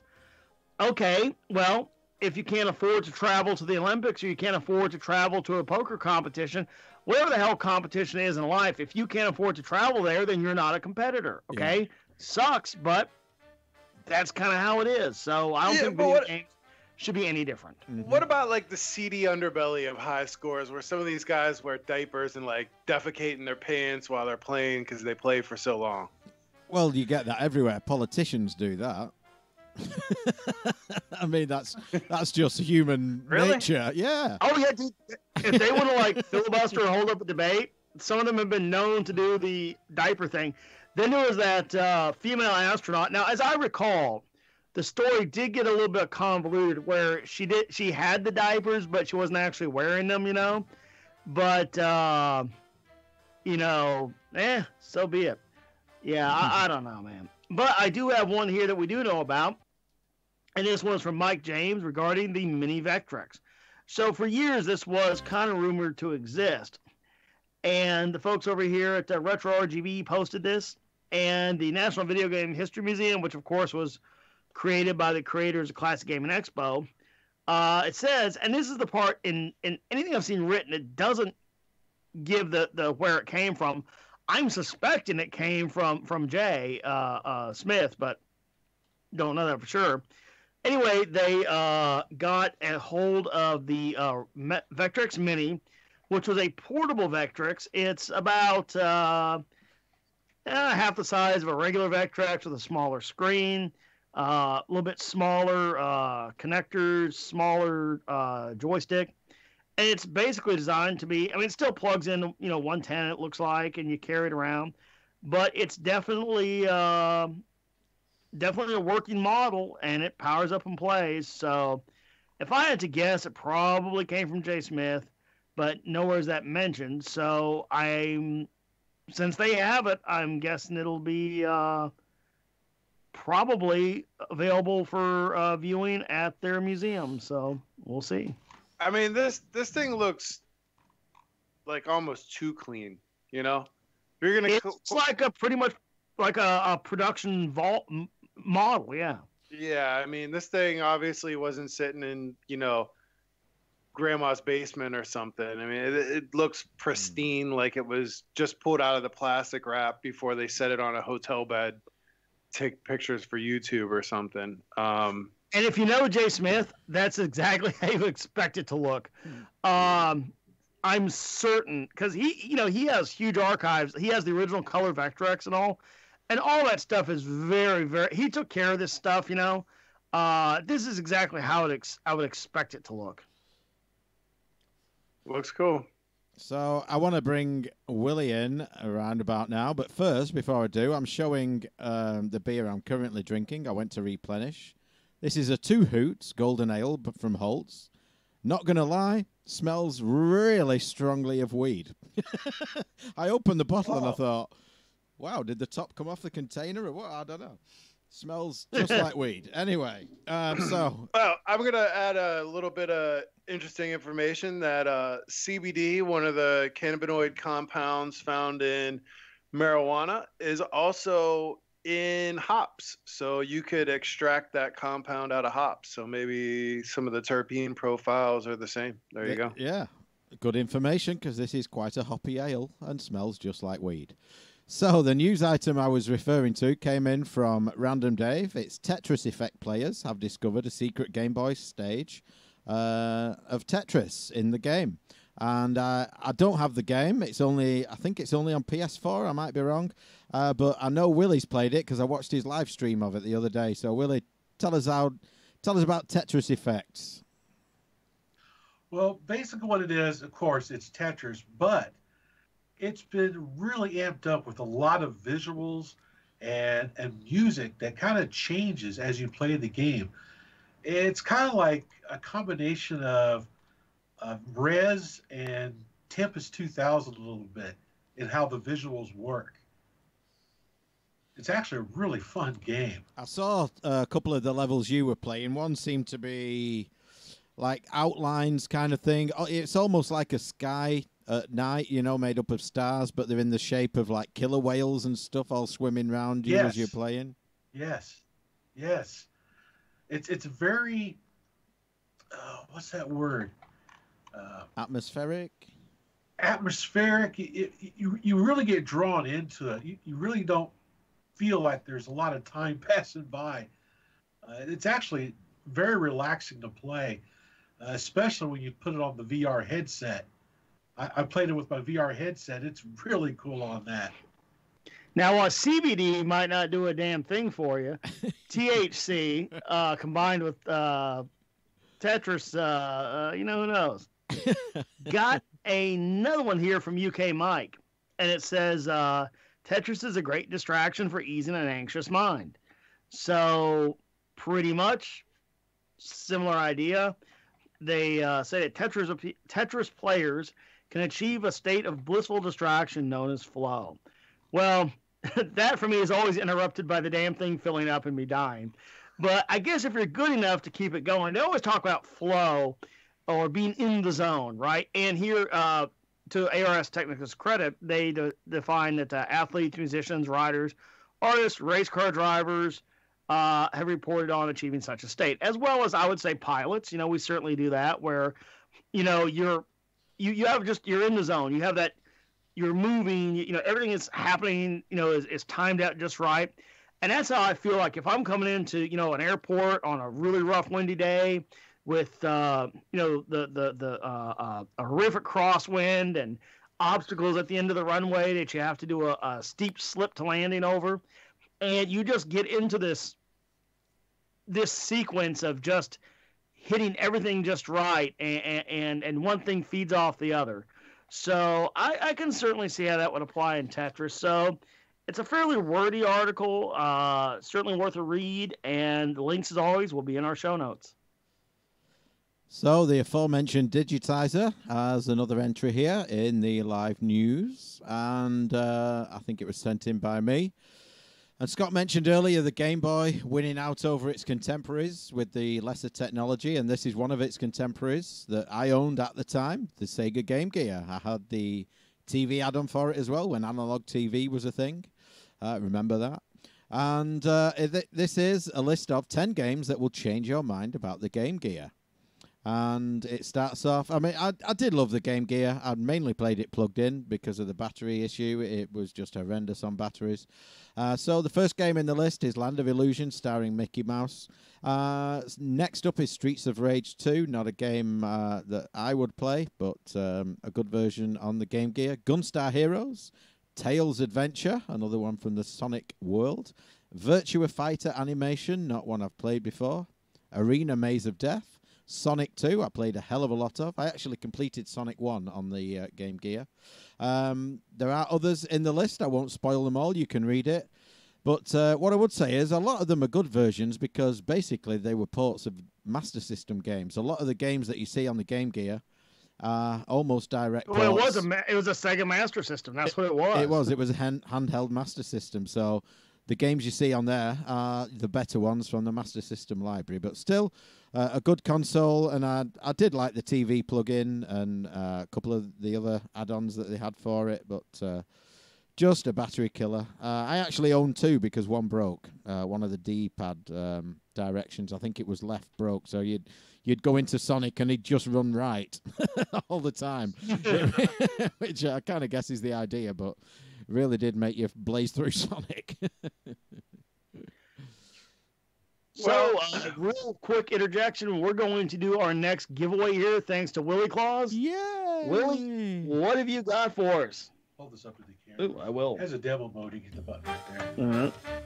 This is a Cracker Barrel exclusive, class of 1981, Galaga Miss Pac-Man combo machine. Woo! I can see it on camera. Yes. Yeah. Yeah.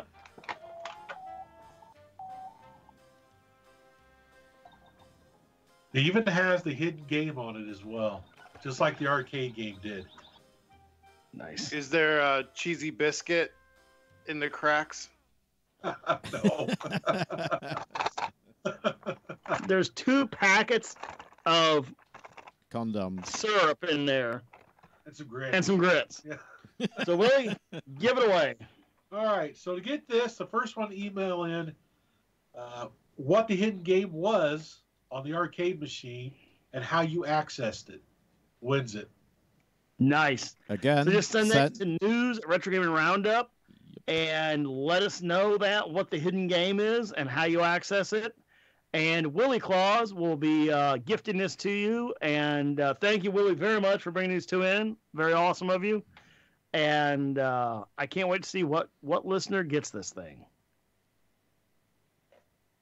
All right, speaking of some gifts from Willie Claus, the next one I have is an article that was on VentureBeat, and I want to bring this up just to throw it out there for more commentary from the hosts.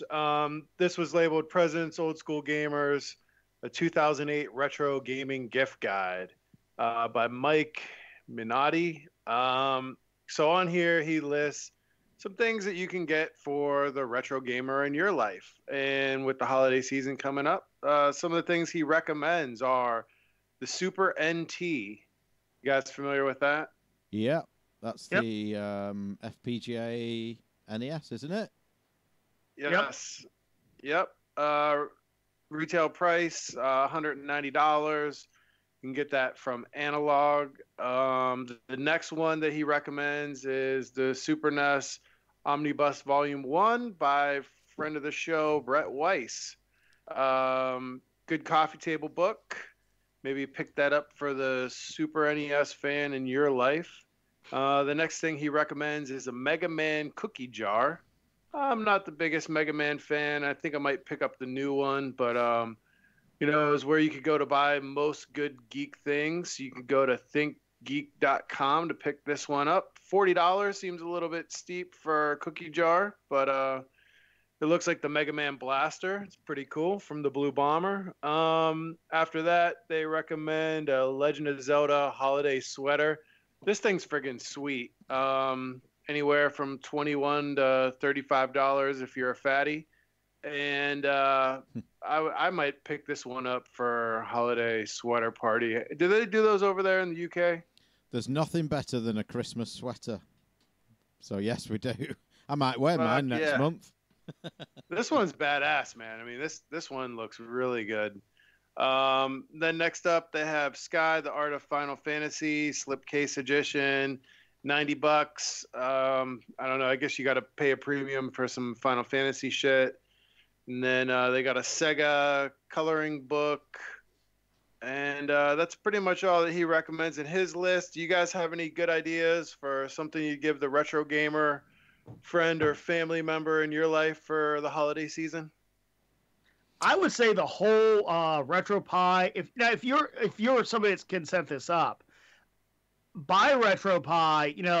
Buy a Pi, buy a retro style case, be it the NES or whatever one you like, and do a RetroPie build with a nice ROM set and everything, and take 2 minutes to show them how they use it. Left to go through the systems, left and right go through the systems, up down go through the games, and lock it down so they don't get in there and mess it up. And that would be an awesome present, because then they get the whole history of gaming pretty much for that era. Tons of great games, and something that's updatable and expandable, as time goes on. So that would be a suggestion I would have. There's one that I've got two of, actually. Could maybe give one away as a prize, or in the Lucky Dip at an expo, I don't know. But it's the Tetris Lite. I've got one set up, and I've still got Neil's on the shelf in the box. It's made up of various Tetro pieces, and they all illuminate. So you can build it into different patterns. The pieces are all separate. They all stack up. You can stack them in different ways, and as long as they're touching each other, they all light up. It just looks really cool, all lit up there. So I would say if you can find a Tetris Lite, get a Tetris Lite. I think the best thing to do is give the gift of gaming. So if you have a young person in your life, I think it's cool to go out and get them an actual piece of original hardware and a couple games for it, and take the time to set it up and play with them. I know my kids personally enjoy that, but if you're looking for something, for the person that has a lot of different things, good coffee table book is always a good one. And I think the Ultimate Nintendo Guide to the NES Library by Pat Contry is a good book, and you can certainly find that one on Amazon. I've got that up here. So I'm looking for it. I know I have it. It's huge. Oh, there it is. It's huge. It's heavy. I bought that from Pat like right the day that it came out, and it is a wonderful thing to get for anybody who's a Nintendo aficionado but doesn't have that book. Perfect present. And it has an accompanying app now, so you can access the content right on your phone. What was I going to say then? I was reading something this last month. I don't think it's in news, unless I missed it or somebody else did it. But it was talking about the phases of, your kids and your gaming life. So there was a stage in your kid's life. Sparkle Puss, you probably experienced this, same as I have. There'll be a stage where you're playing games and they just want to watch you play games. I used to have this massive beanbag thing that I'd sit on, and the kids would like sit on my shoulders or sit down at the side of me and just watch me play games. That's what they wanted to do. And I'd be like, grab a controller, we'll play. No, I just want to watch you. So they'd watch me play through like Mario Sunshine. I think it was Millie watched me play all through that. And then somebody else watched me play all through Resident Evil 4. And that is a stage in their life where they'll want to watch you play, and then they'll want to actually play themselves. Did you experience that with yours? It was at this phase that I really realized to develop the idea for Twitch TV. But I failed to patent it, so other people got credit, but that's okay. It happens to me a lot. Yeah, I've definitely experienced that. I mean, I think that my kids generally just like hanging out with me. We have a good relationship, and if I'm up late gaming, they want to come in and watch. And fortunately, it's usually me, eviscerating somebody's spine in Friday the 13th or shooting somebody in the face in a modern game. I try to do that stuff late at night, so they're not around. But generally, they like to play the arcade games in the basement. They'll even go down there and turn them on by themselves. My older daughter, who's 12, she likes to throw on the Switch and play some games. My kids are 5 years apart, so they like to fight a lot. So usually they game for a little bit, and then they're screaming at each other who's playing next and stuff like that. But yeah, I definitely have experienced that, where they just kind of want to sit around and watch you versus playing, and kind of evolve to the playing stage. Absolutely. Yeah. So Eltham just chimed in our show chat here, and he says, "You have a Willy Claus. Hope you're feeding him milk and cookies, Scott, or a beverage of his choosing." Yeah, actually, it was beer and Popeye's chicken. So. Yeah, Scott got Willy wasted just before he has to drive home, so that's always good. I would have guessed whiskey and pickles, but I was off by a little bit. Wow.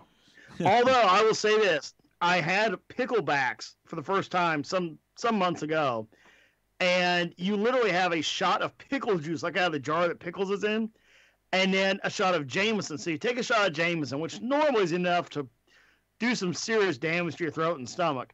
And then after the shot of Jameson, you take the shot of pickle juice, and it's like all is forgotten. It's like you never took the shot. It's amazingly, freakishly odd. So got one here from Mike James. It's a submission of an article that appeared in Falk Here Now about me. So the way that this whole thing came about is we were over at Powers Farm and Brewery in Warrenton, and we were doing our gaming weekend, right? So it's kind of funny how it evolved. Originally, we were talking about doing a gaming evening. And then we thought, well, if we have to truck all the games over there, we might as well have them on the whole time they're there. And then Kevin, one of the two owners, says to me, well, you know, if we're going to have them over here on Saturday, why not just leave them on Sunday? I thought, well, why not? Of course. So we ended up doing a gaming weekend. And it was kind of funny because when it opened up, you know, we were talking about, because, you know, when we go to our own audience, we go to gamers at gaming conventions, you know, we know that they're going to be into it. So the interesting thing I told him, I said, this is a bit different. I don't know if we're going to have, you know, 50 people lined up at the games and 2 people at the bar, or 50 people at the bar and 2 people at the games. No idea. Let's find out. So we did it. And it was amazing because people were actually lined up at the door at opening, which is pretty unusual. I mean, because normally, you know, a brewery opens up. They open up at, like, I think it was noon that day or something.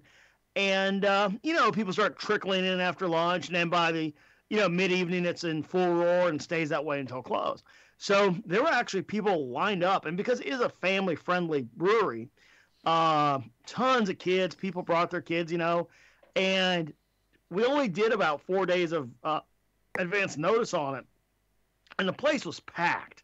So at one point, one of the reporters from Falk Here Now came in and, you know, was looking at everything, and she was talking to Kevin, and she was like, so, you know, where'd you get all the games from? Is it a company that provides them or whatever?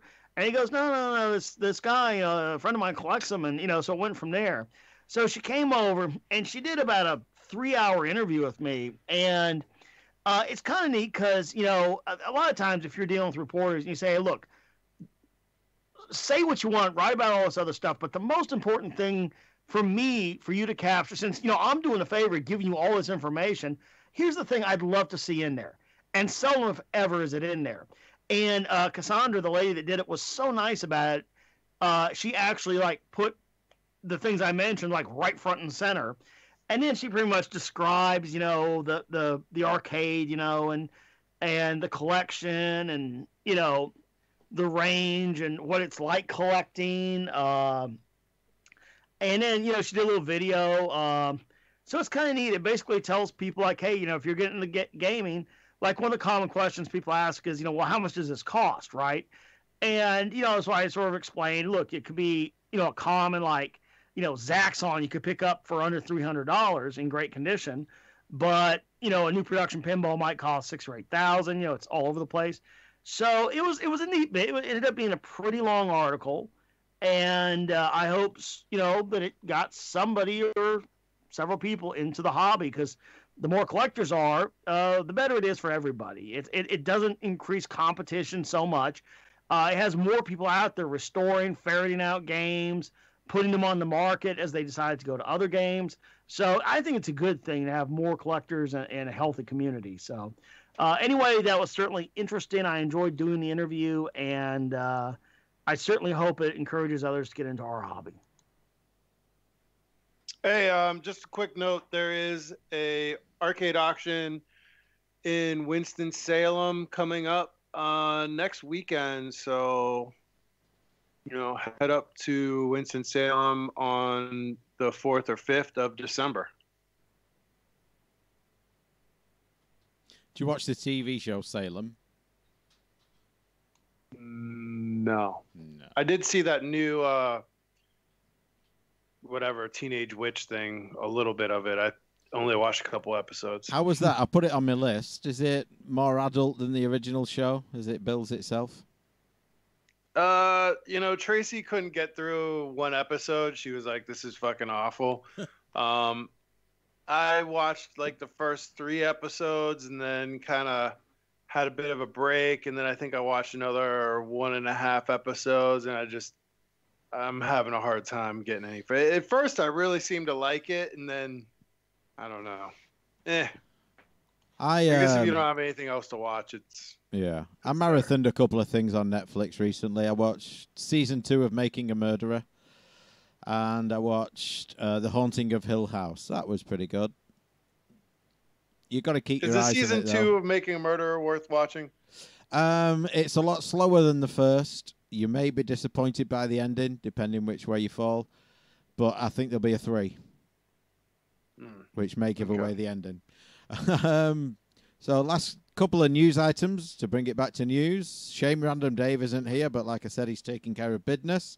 National Video Game Museum reopens in Sheffield. We did mention this last month that it was moving to Sheffield. It is now open, and we are planning a trip there when the pieces fall into place, but I'll go over. Maybe a couple of us can go over, take a look there. Have a sleepover at Randoms and a few beers, etc. So we are planning a trip there. As Random puts it, once all the nerds have left. So yeah, we are planning a trip there. Final one from me is a YouTube video.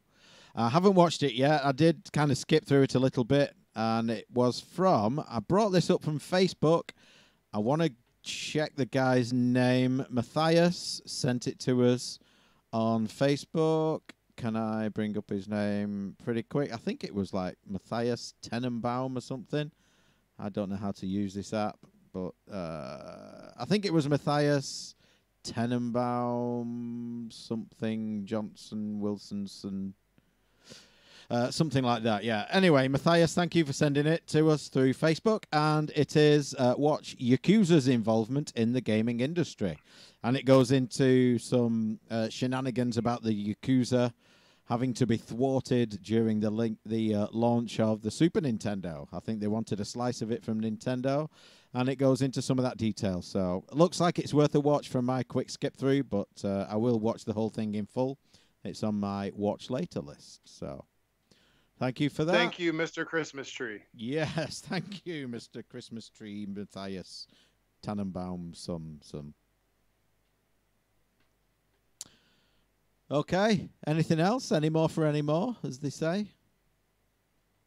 We'll have to give that a watch, because that is interesting. Yeah, I remember hearing the rumors, like Nintendo was being, spotted by the Yakuza as a possible income stream. Mm-hmm. And, I'll give it a watch, see how it plays out.